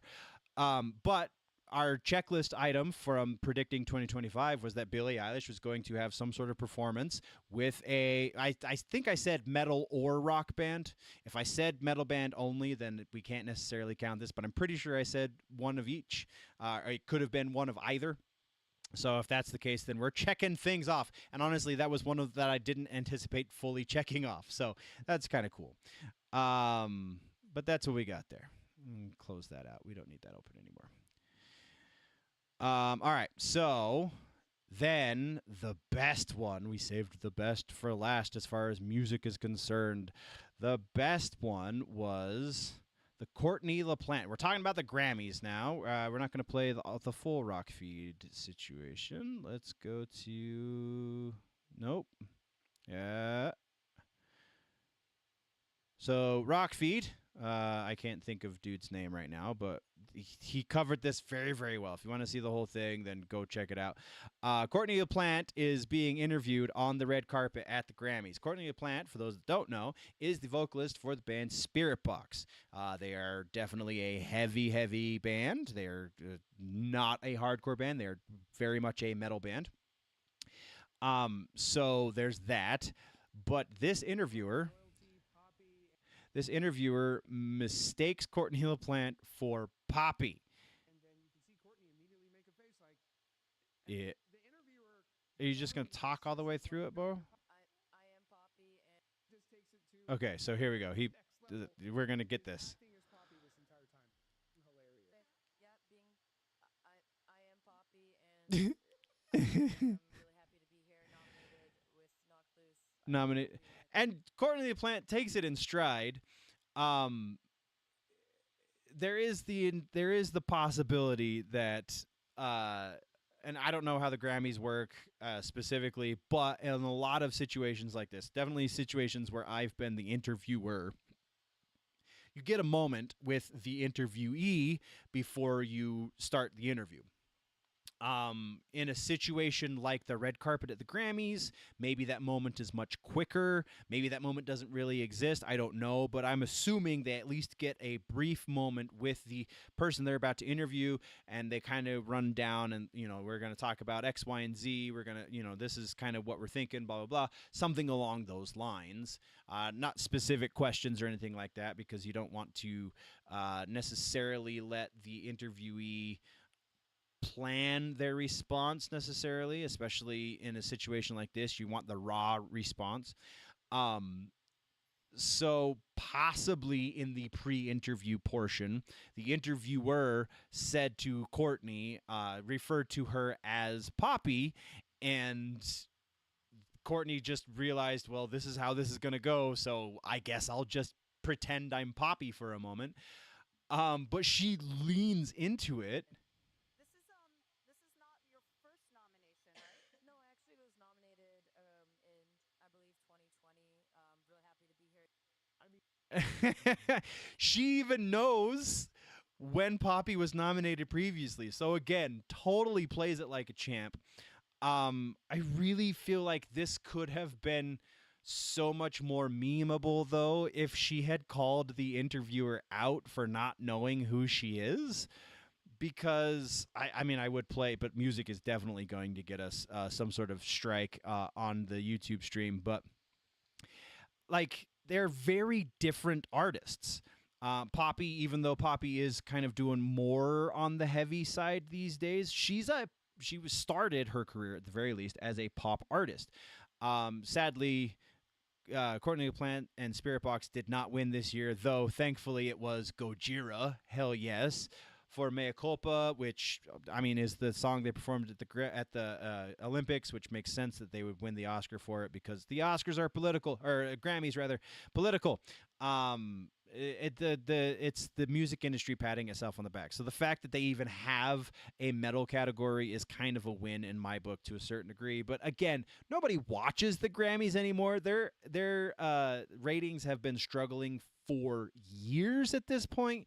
So I mean, maybe this is doing them more good than not because people are actually like watching Grammy clips, but we're only watching clips. We didn't actually watch the Grammys. Nobody watched the Grammys. Nobody cares about a bunch of millionaires giving each other awards. That's just silly. So yeah, I mean, like, kudos to Courtney for taking it very professionally. I think it would have been a lot funnier if she had been much less professional and been like, "Who do you think I am? What band am I here with?" But she didn't. She's far more professional than I think I would be in that situation. So definitely kudos to her. If you again, Rockfeed, he has a pretty cool breakdown of the whole stuff leading up to it, both the different artists, or just go find this interview because it's bound to be in a million places. It's hilarious. It's absolutely hilarious. And then uh, Sumerian Records, which is the record label that Spirit Box is signed to, Sumerian Records posted. Let's see if we can find that. Let's go to Instagram.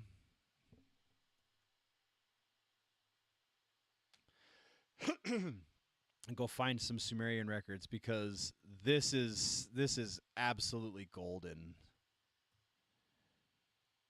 Sumerian Records right here. Where is it? Reels probably.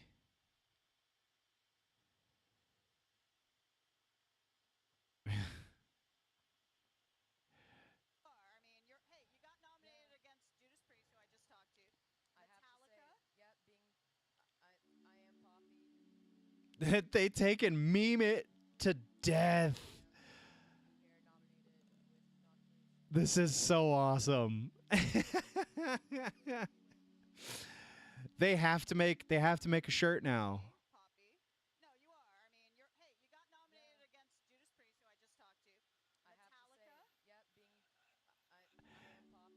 They need to make I Am Poppy shirts now. Courtney's face over Poppy's body, just like they do here. Yeah, something like that on a T-shirt that says I Am Poppy. This needs to happen. Sumerian Records, get on that. Because that is too good. Oh, man. Okay, so real quick, we got a couple minutes before we're going to kill the news portion. There is some things that have happened. We watched Alien Romulus this past week.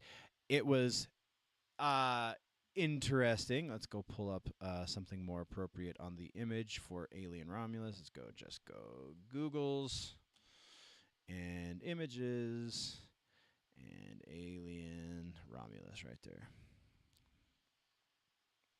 All right, so watched Alien Romulus. This is basically Go here. Yeah, let's do that one. I like that one a little better. Open image in new tab.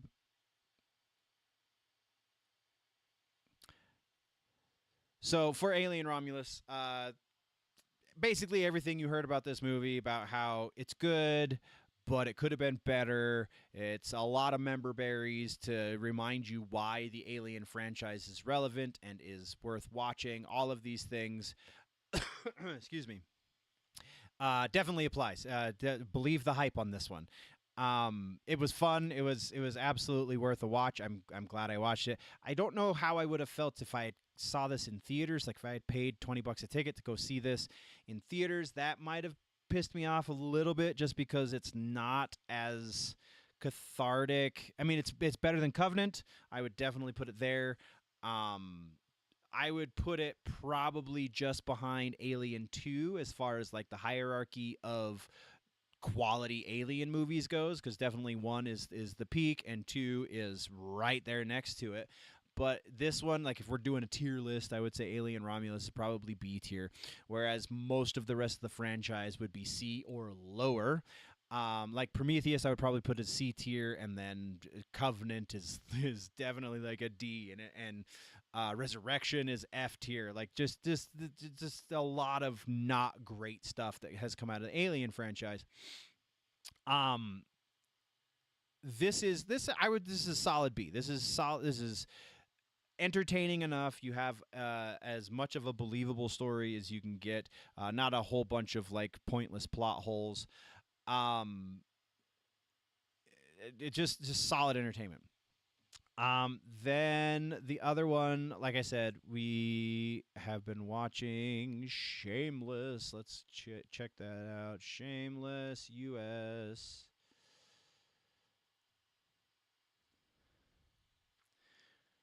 Da-da-da. Come on, meow. Do the thing. There we go. Open in new tab, and then we go to that tab, and then yeah. All right, so Shameless, to the point now where Mickey and Ian are getting married, and so if you have not watched Shameless, it's not a very nerdy show, not nerdy at all, really. There's not a whole lot as far as the cinematography goes. It's like exceptional, so you can't even get nerdy on the technical side of things with this. It's just very entertaining. The actors' performances are, by and large, pretty fantastic. Very specifically, thinking Jeremy Allen White. Oh, good Lord, why am I going to brain fart the names of the freaking cast? So much fun. Emmy Rossum, when she's there, is... I wouldn't say she's necessarily phenomenal, actually. She's good. She definitely accomplishes the task at hand, but, like, she doesn't stand out. In a... William H. Macy. Good Lord, I was so trying to remember William H. Macy's name. That was a big brain fart. But Emmy Rossum as I suck with names so bad. Fiona, good Lord. Again, is in a cast full of really great performances. She's good. She's not a stand. She left. She asked for the same paycheck as William H. Macy, which on the face of it is ridiculous, because like William H. Macy is one of the great underrated actors to come out of his generation. Like, even if like you watch anything with William H. Macy, and even if the movie or show or whatever is not solid, his performance always is. Like, I always enjoy William H. Macy performance. I can't think of anything I've seen him in where it's like, yeah, he could have done better. No, dude acts his ass off and is fantastic. And as Frank Gallagher, he is the reason a lot of people watch this show. Fiona, not so much. Like, she definitely has her moments, and she definitely, to a certain degree, is like the glue that keeps this family together. But she left. Let's see, what season did she leave? She left in season 9. and there were how many seasons? 11 seasons. So she left, and they did 2.5 more seasons after her, and went and got to a logical conclusion. They didn't end the show because like, oh, it's just not working without Fiona. We didn't end the show because people were protesting that Fiona left, nothing like that. They ended the show because it was season 11, and how many shows go for 11 seasons to begin with? And on top of that, they came to a point where it made sense to end the show. So she didn't affect the end, but she got her wish. She got the pay, the same pay as William H. Macy, and then still quit on top of it. So it's like, I don't think you understand what you just did, or like just so many silly pieces with that. But Ian, in the later seasons, is, I mean, and Jeremy Allen White for sure. Why can't I think of Ian's name? Monaghan, Cameron Monaghan, who plays the Joker in Gotham. The two different versions of the Joker in Gotham, anyway.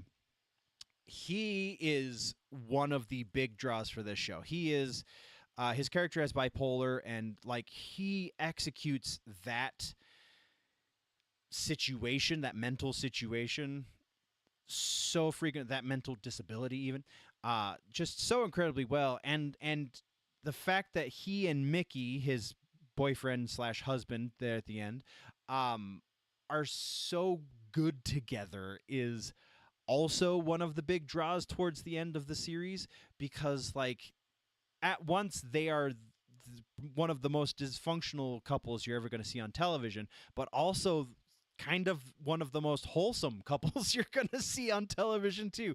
Just the care and affection they have for each other, and the way they take care of each other while unconventional, is incredibly wholesome, and it's so great to watch. Like, I seriously dig this show. It is incredibly entertaining. If you haven't watched it, you really should. Like I said, when I talked about we were going to be getting into this, there was something else I wanted to talk about here, but I didn't write it down, and I know I should have. So yeah, we're not talking about it. That being said, I believe that's where we are going to be ending the news portion.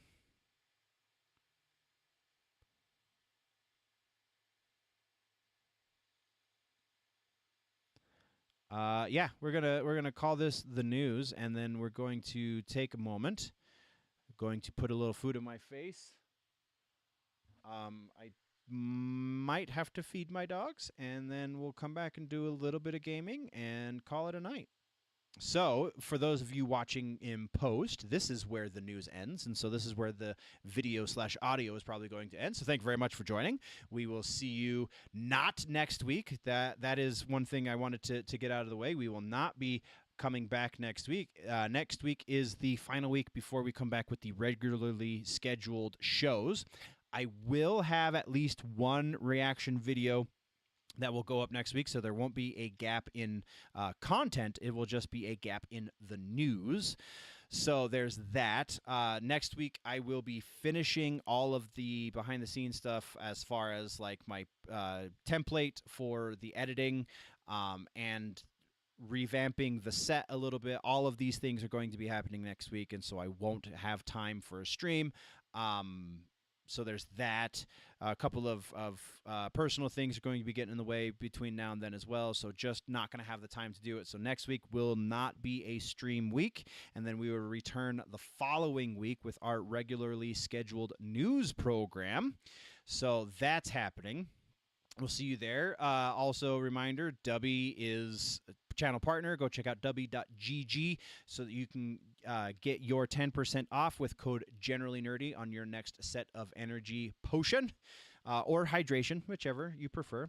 Also, like I said, I am sponsoring myself this whole season. So go to, that's not the one I wanted. That's the one I wanted. Go to generally-nerdy.creator-spring.com. Link in the description for all of the major platforms so that you don't have to remember all those extra dashes and words and things. So you can buy yourself some nerdy merch. We got the Gaming Nerd merch just went live. Book Nerd has been up for some time, as well as the Music Nerd. All of the basic nerd stuff will be up before we go into the regular season. We are going into season 6 for those who have been keeping up on the main channel for some time.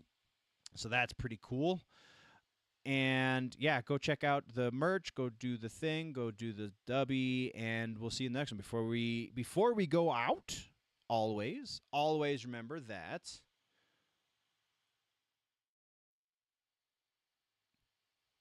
if it's generally nerdy, it's probably here. Those of you who are sticking around, we will be coming back at least for a moment for probably 3 to 5 matches on some Mortal Kombat. So there we go.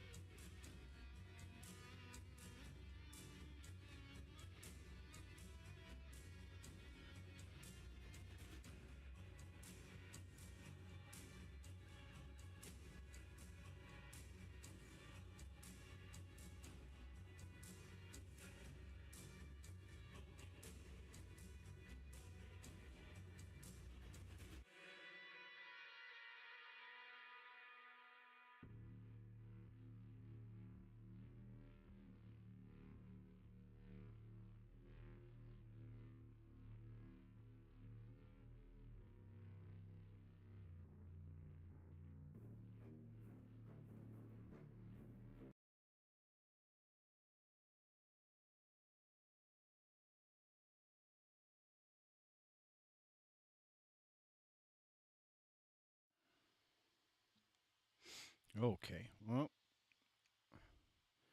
unmute that. Unmute that.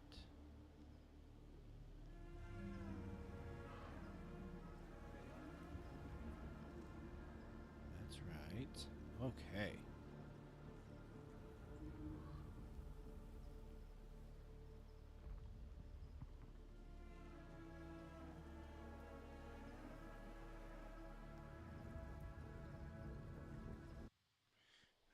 The control. Hi, welcome back. Doing some quickie combat. We will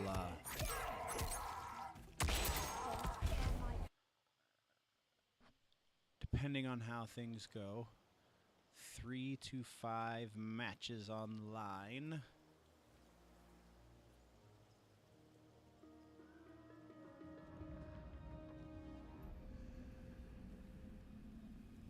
Let's switch over. Come here! Thing here, where we go there. And oops. Filters, turn that on. Close, and then we're gonna turn that on. Shush-sha-sha.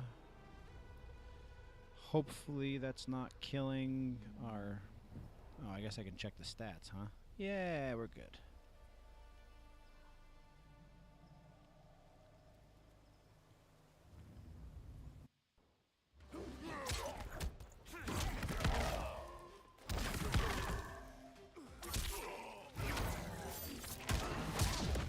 All right.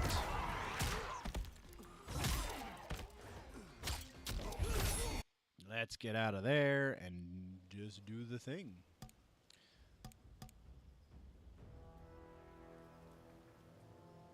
Oh, you know what we haven't done? Let's check the Towers of Time, because we are in a new week. What do we got to do to earn cameo brutalities again? There's nothing for the 33%. That's stupid.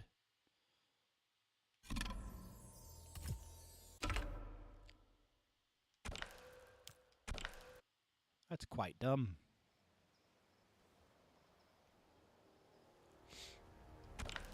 Top 33% means I got Nitara, Scorpion, and monies. All right.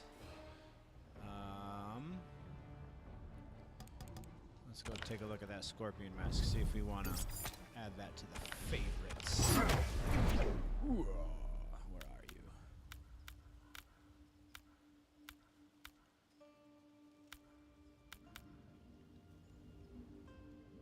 Versus the only other one we have like this. Yeah, it lights up. That's pretty cool. We'll go for it. Add that to the rotation. Natara wings, probably stupid.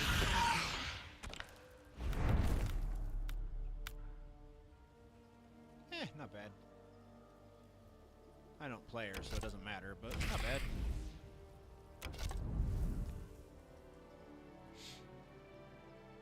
All right. Jumping into Combat League.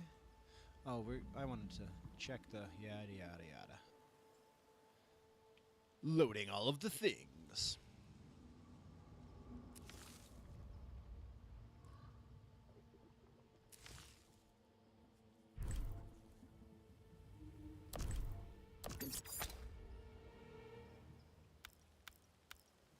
Online. Down to 24,000, which means we're top 15%-ish now.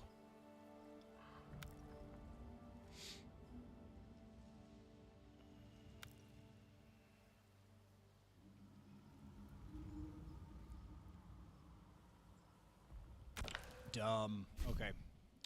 Okay, let's go. Combat League. No warm-up. Jumping in cold.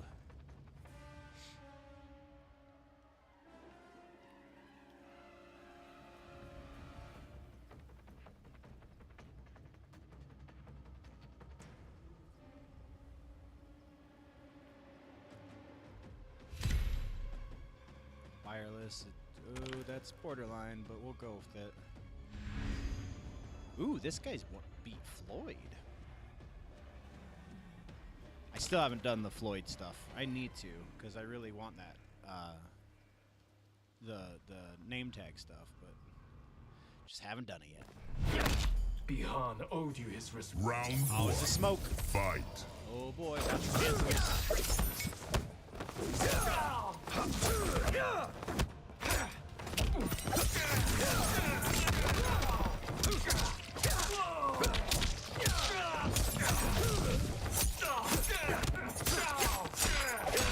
Lots of hands.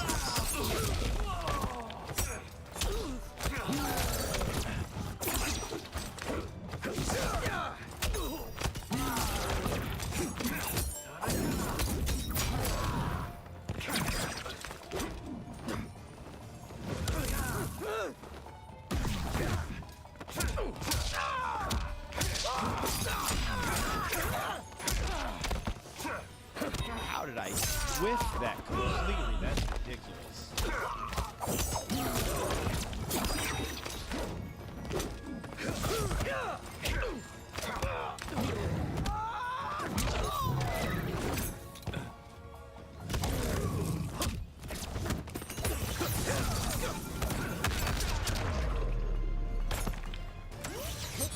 You like that, brother?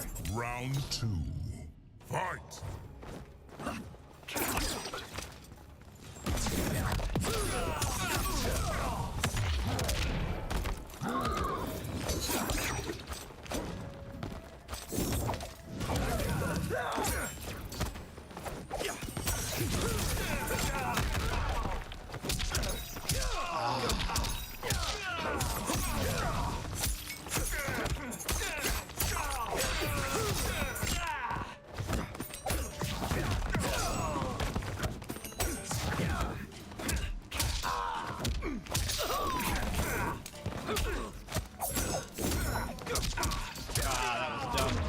Quite dumb. I should have used Motaro like a smart person.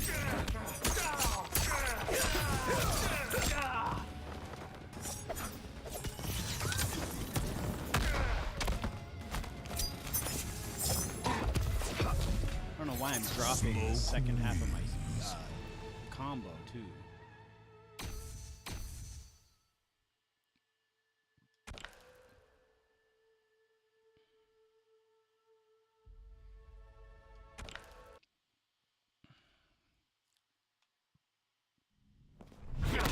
Round one. Fight.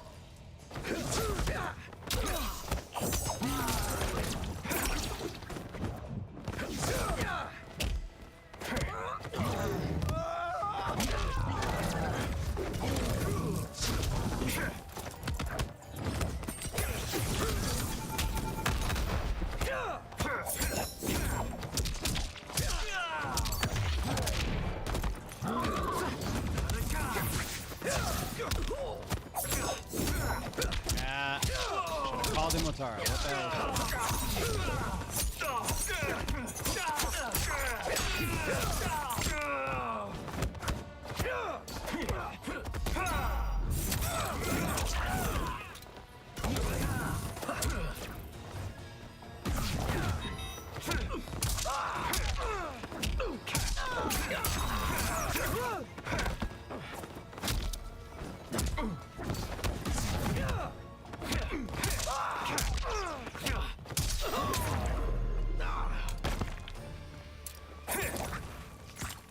Round two. teabagging? Fight. Getting him in trouble at this point.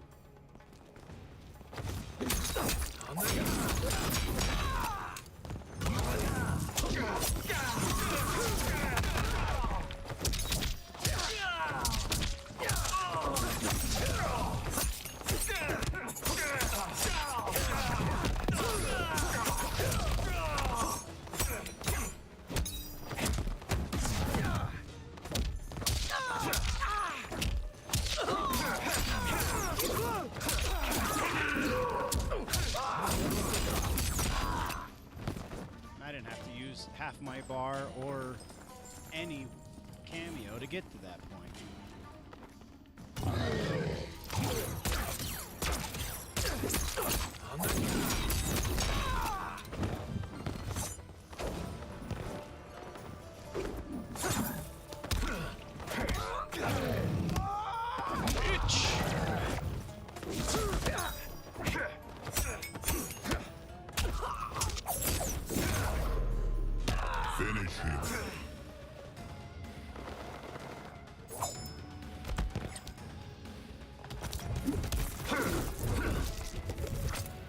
Now he's mad. Oh, now he's mad.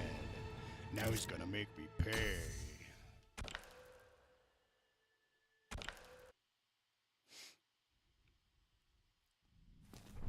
Round one. Fight.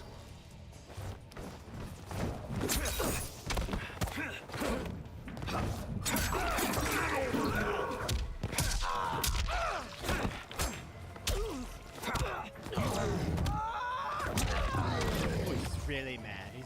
He's really mad.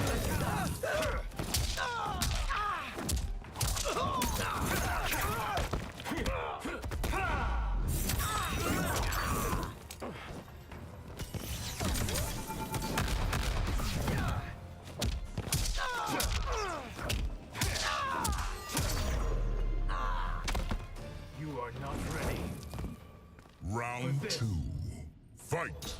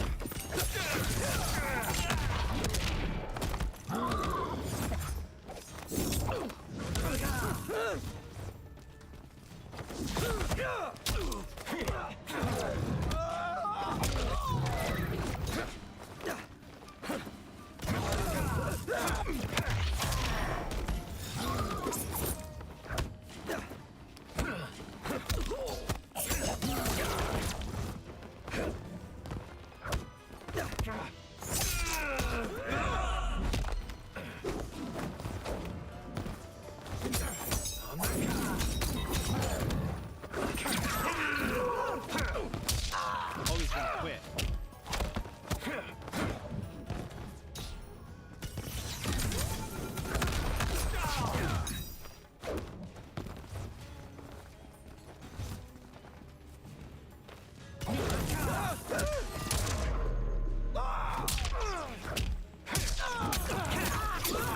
Finish him.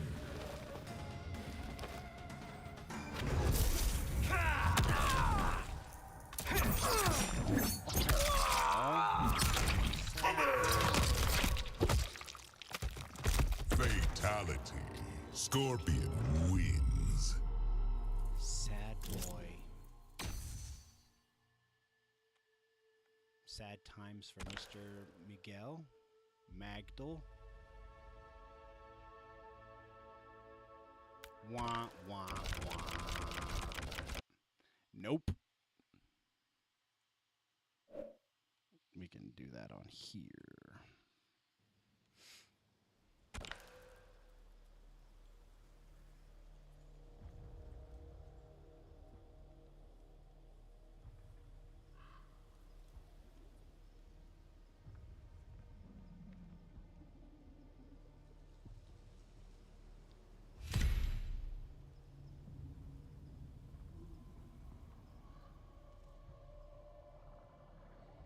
Nope.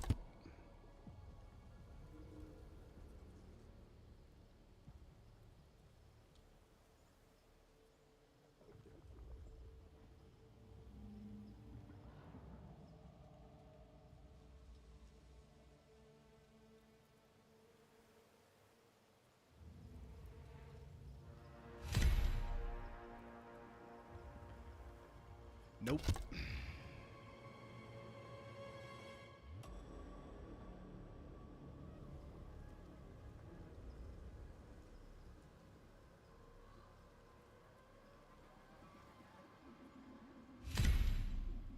Wired. Sure.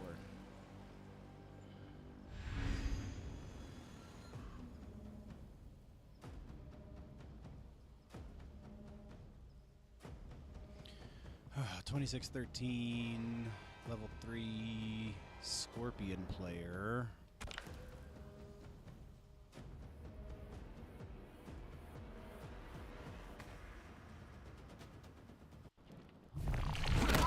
Attacking my wedding? How could you? Oh, I won maybe round that's one. Fight.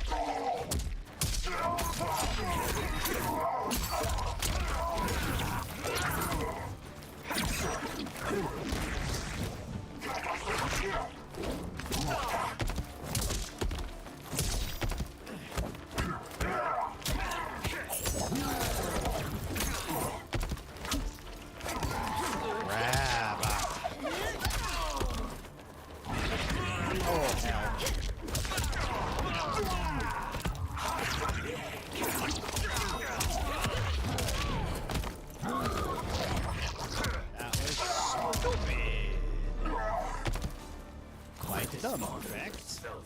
Round 2. Just throw out that Fight. teleport, baby. Just throw it out there.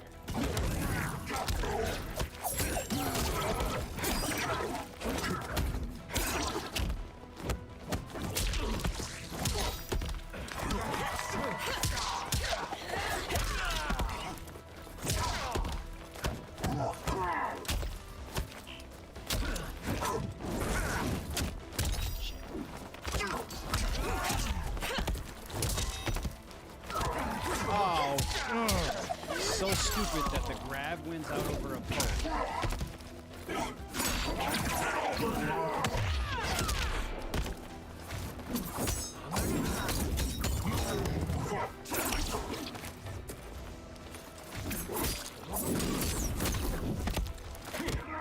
Wah, wah.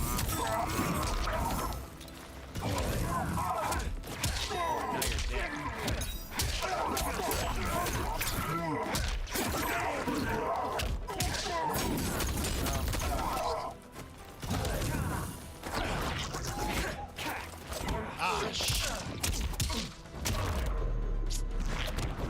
I ducked the grab. Wasted potential. Final round. All right. Fight.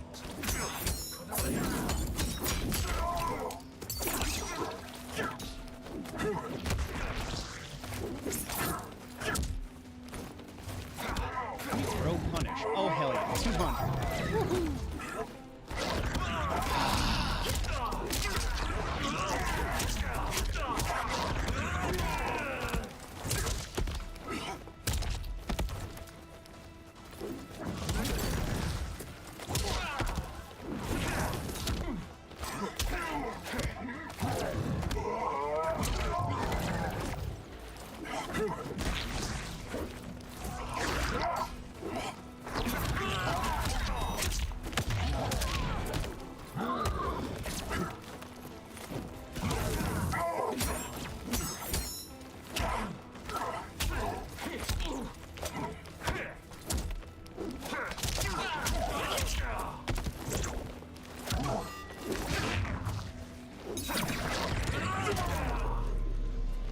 Kind of surprised it didn't do the brutal, not gonna lie. Noob Saibot wins.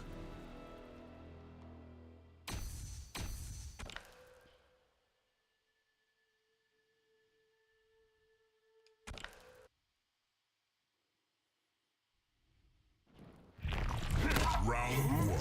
Fight.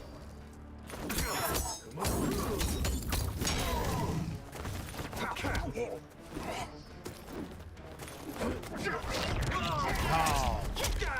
I don't know how he keeps baiting me with that.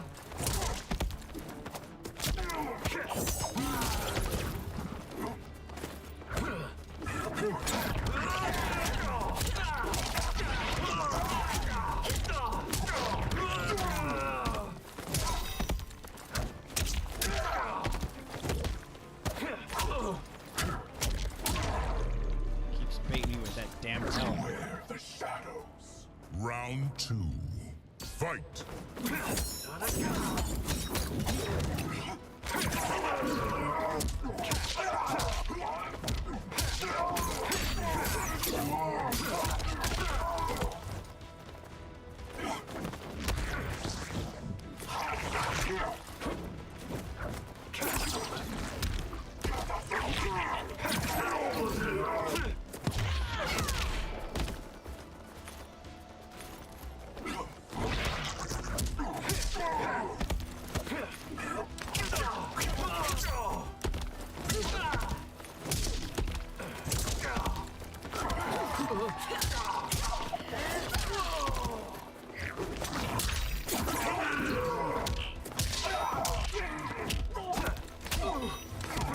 Oh, poke grab, really?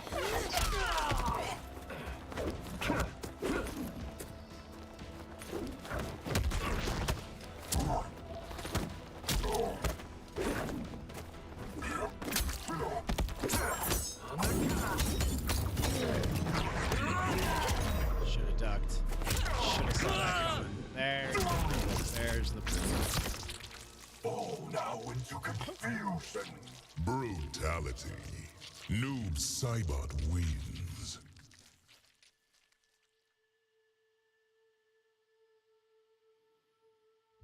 Yeah, that was... I mean, he was alright. I'm not going to say that was bad. He was alright.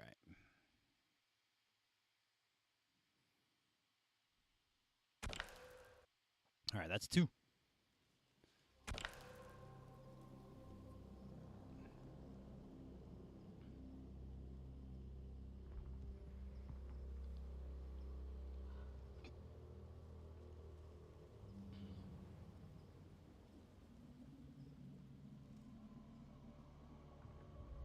Just kept baiting me with that damn teleport. I don't know why I kept falling for it. I'm in 11, like, I was always expecting it, and in this one, for whatever, probably because I got in a groove before they released Noob, so like my expectations still have not adjusted for the air teleport. Or maybe I'm just off my game right now. I don't know.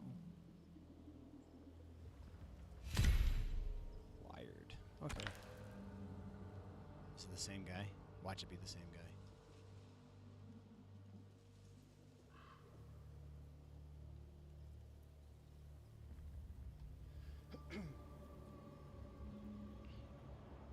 Oh, come on. Nope, another Floyd guy. Hood Rich, 315. Level 4, 200. I did not look at his... kill. The will to win blazes within me. Damn it. Your fire is no match. Well, Round 1. if he tries to be a zoner, I can counter him. Bitch.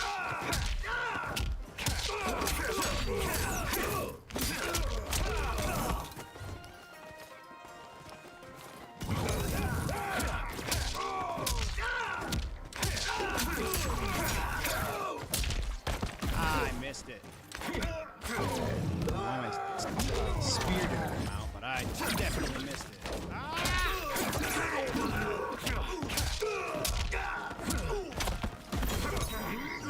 Oh, he got me.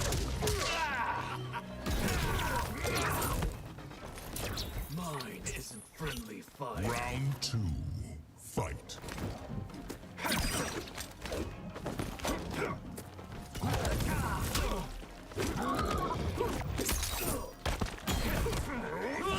Okay, so he's gonna do that every time he gets up.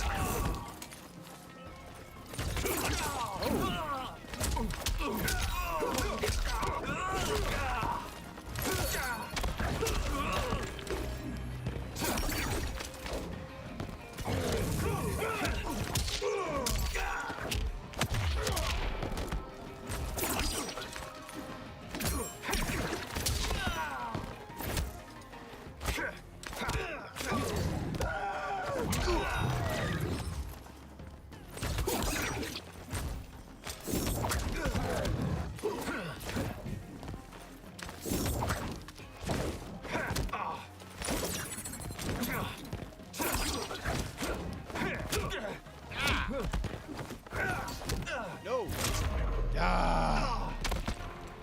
You are weak. Final round. Fight.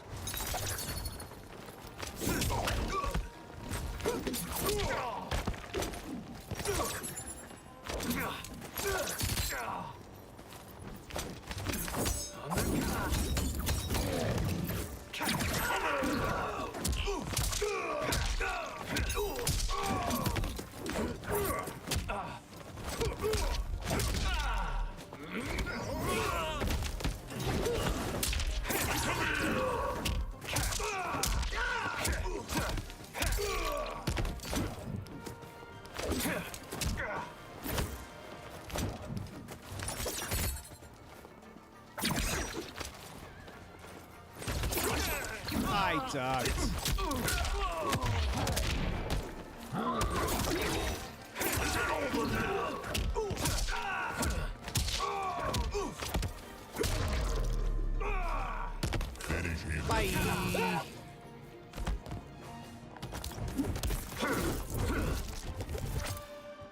Scorpion wins.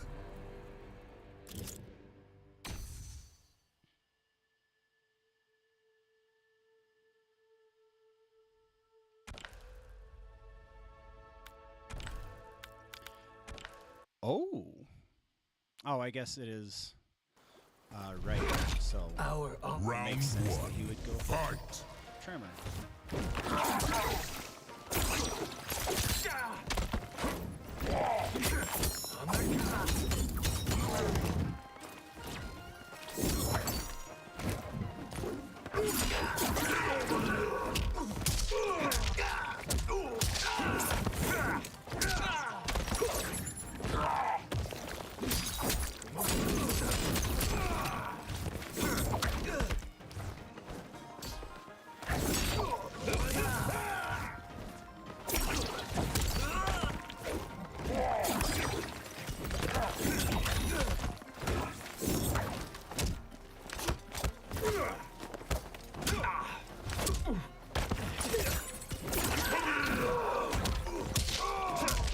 Really fresh off the did it,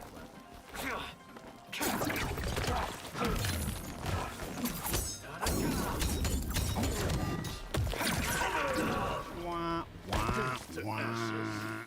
Round two. Fight.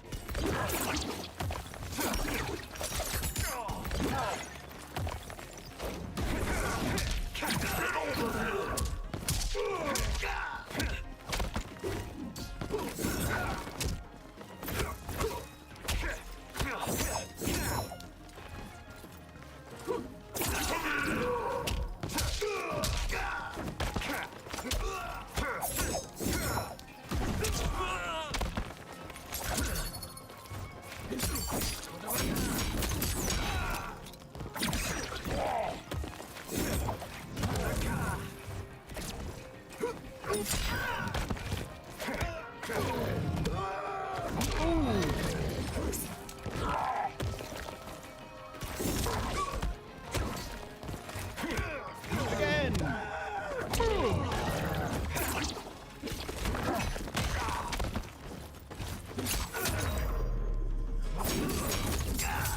And the brutal. All right. expected more. Brutality. Scorpion wins.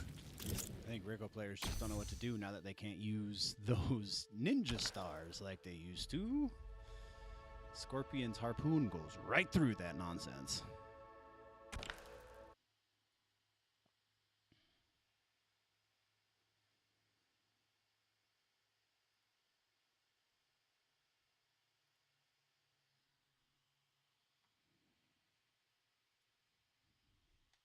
Yes, find a new opponent. All right, that's 3. Go 4.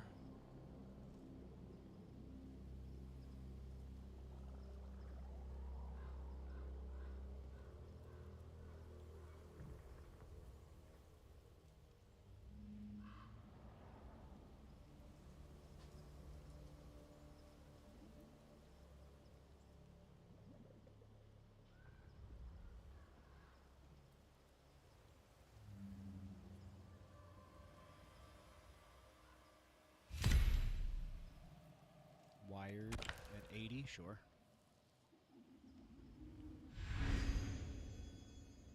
Taekwon Sage. Level 5. All we know is Motaro.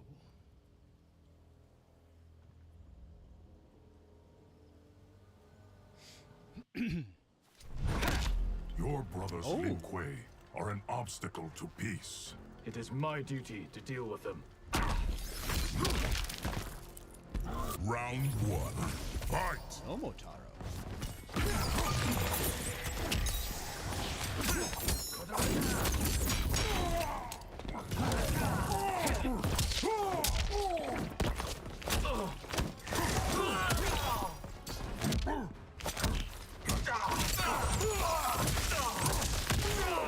Okay. Garrus. 32%.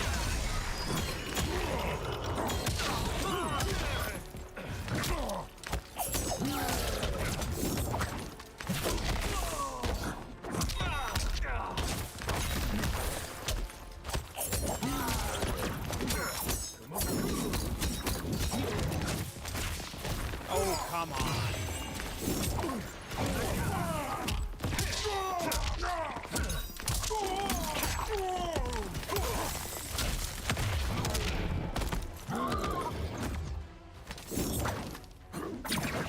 Oh, I missed. Oh, damn, I missed.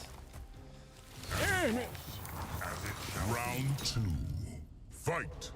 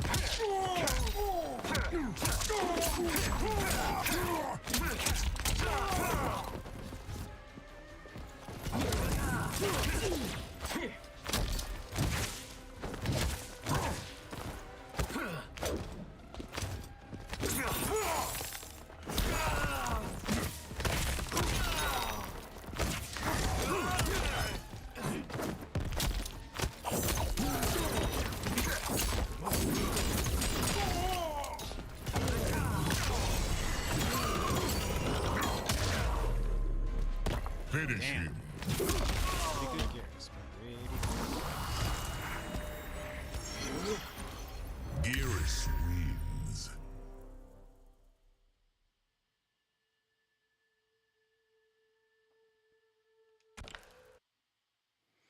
But can I take him? Let's see. We are both sworn to serve. May neither of us neglect our duties. Round 1. Fight.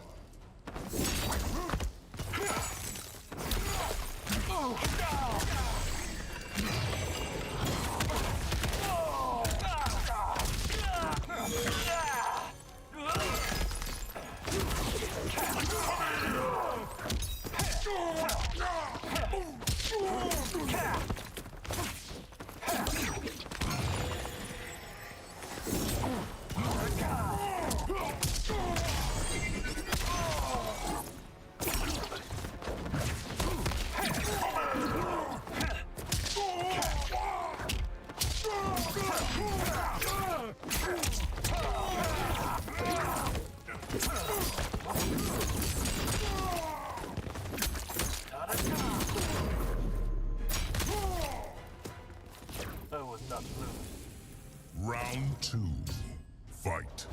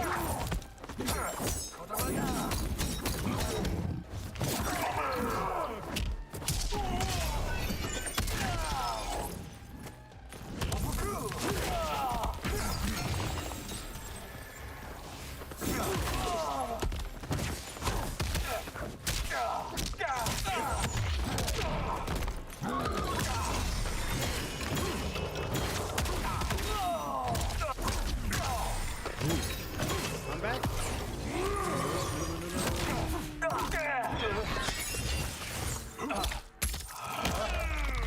I'm back.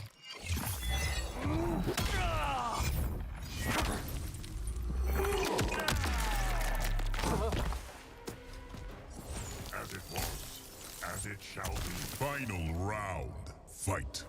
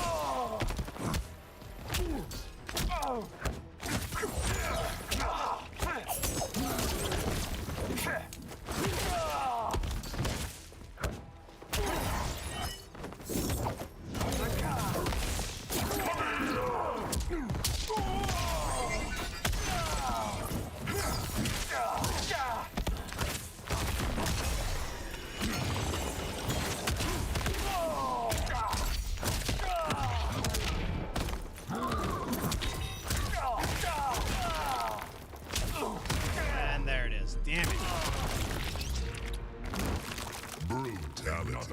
Another lost to time. Geras wins.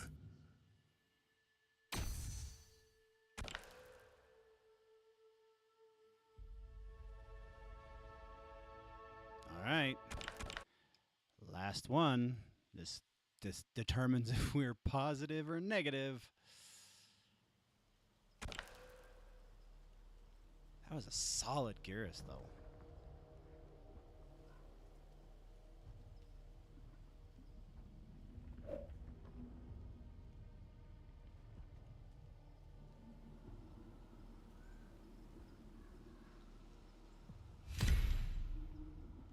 Wireless, nope.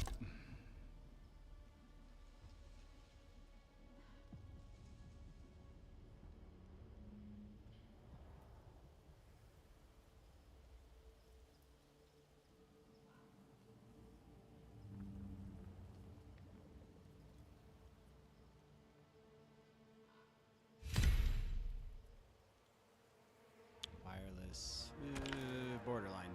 We'll give it a shot. One Sonya fan, huh? 39-47 record, 29-28. So, I mean, even if I lose this one, we'll be even overall, but we'll be negative for the day, which sucks.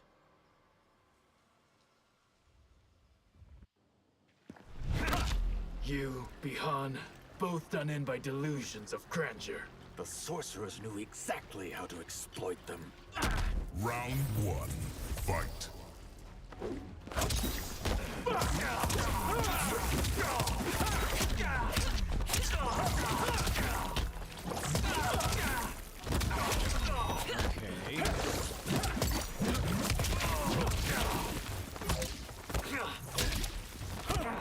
And toast for the round. I've trained years for this. Round 2. Jump again, baby. Jump Fight. again. Oh, thank you. We're doing exactly what I want.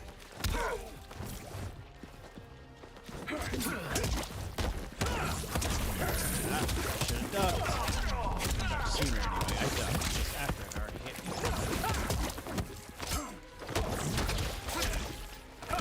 Oh! Why does this grab overpower the poke?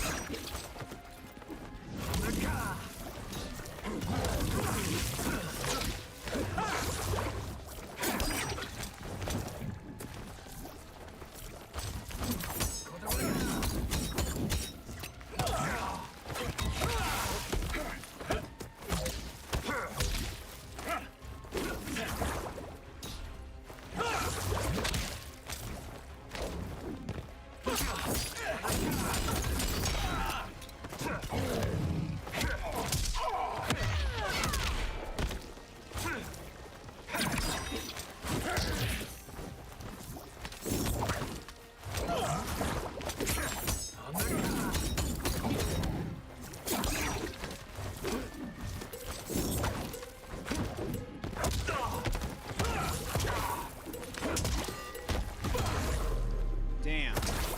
Finish it.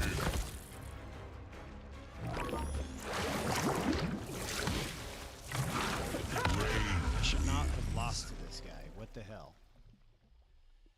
Spacing me a little too well.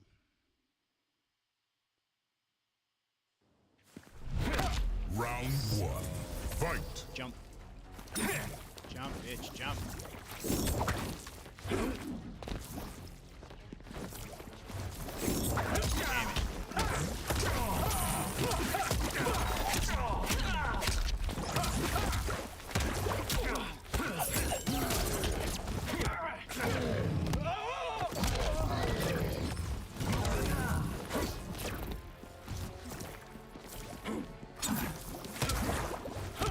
Oh, poke grab, son of a bitch.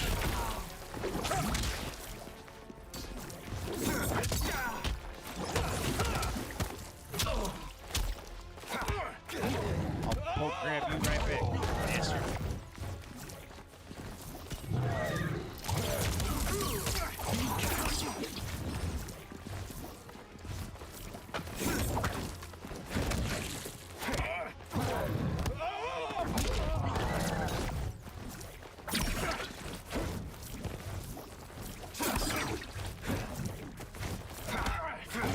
Keep ducking. Keep ducking.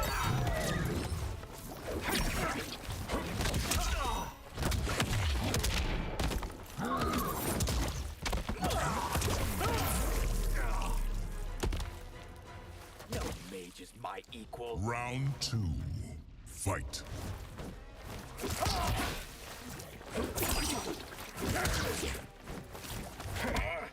Throw punish. Yeah, 200 points.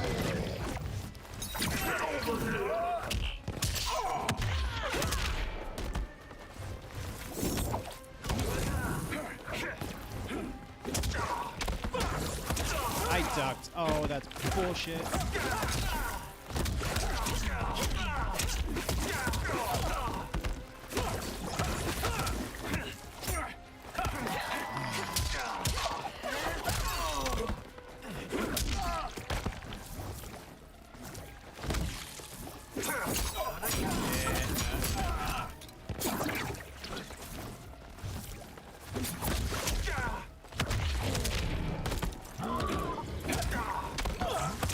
Damn it. Finish him.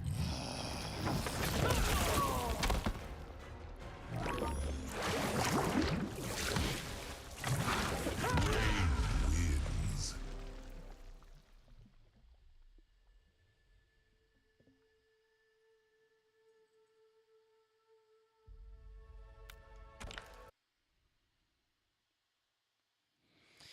All right, well. Come here! That just takes us to the end. So thank you very much, nerds, for joining. This is the end of the longer stream again this week. And we will see you next time. Not next week for a stream. We will see you in 2 weeks for a regular show. W.GG is the place to go get your energy and hydration needs. Code Generally Nerdy at checkout will get you 10% off. Also, don't forget, go check out the merch. Links in the description because working on getting some really cool stuff up there. So good stuff there now. Some specialty stuff up there later. Keep checking back. Again, link in the description. It is a Teespring store, so you can search me there if you so desire. All of that being said, I appreciate your faces, nerds. Thank you for joining me. We will see you in the next one. Before we go, always remember that if it's generally nerdy, it's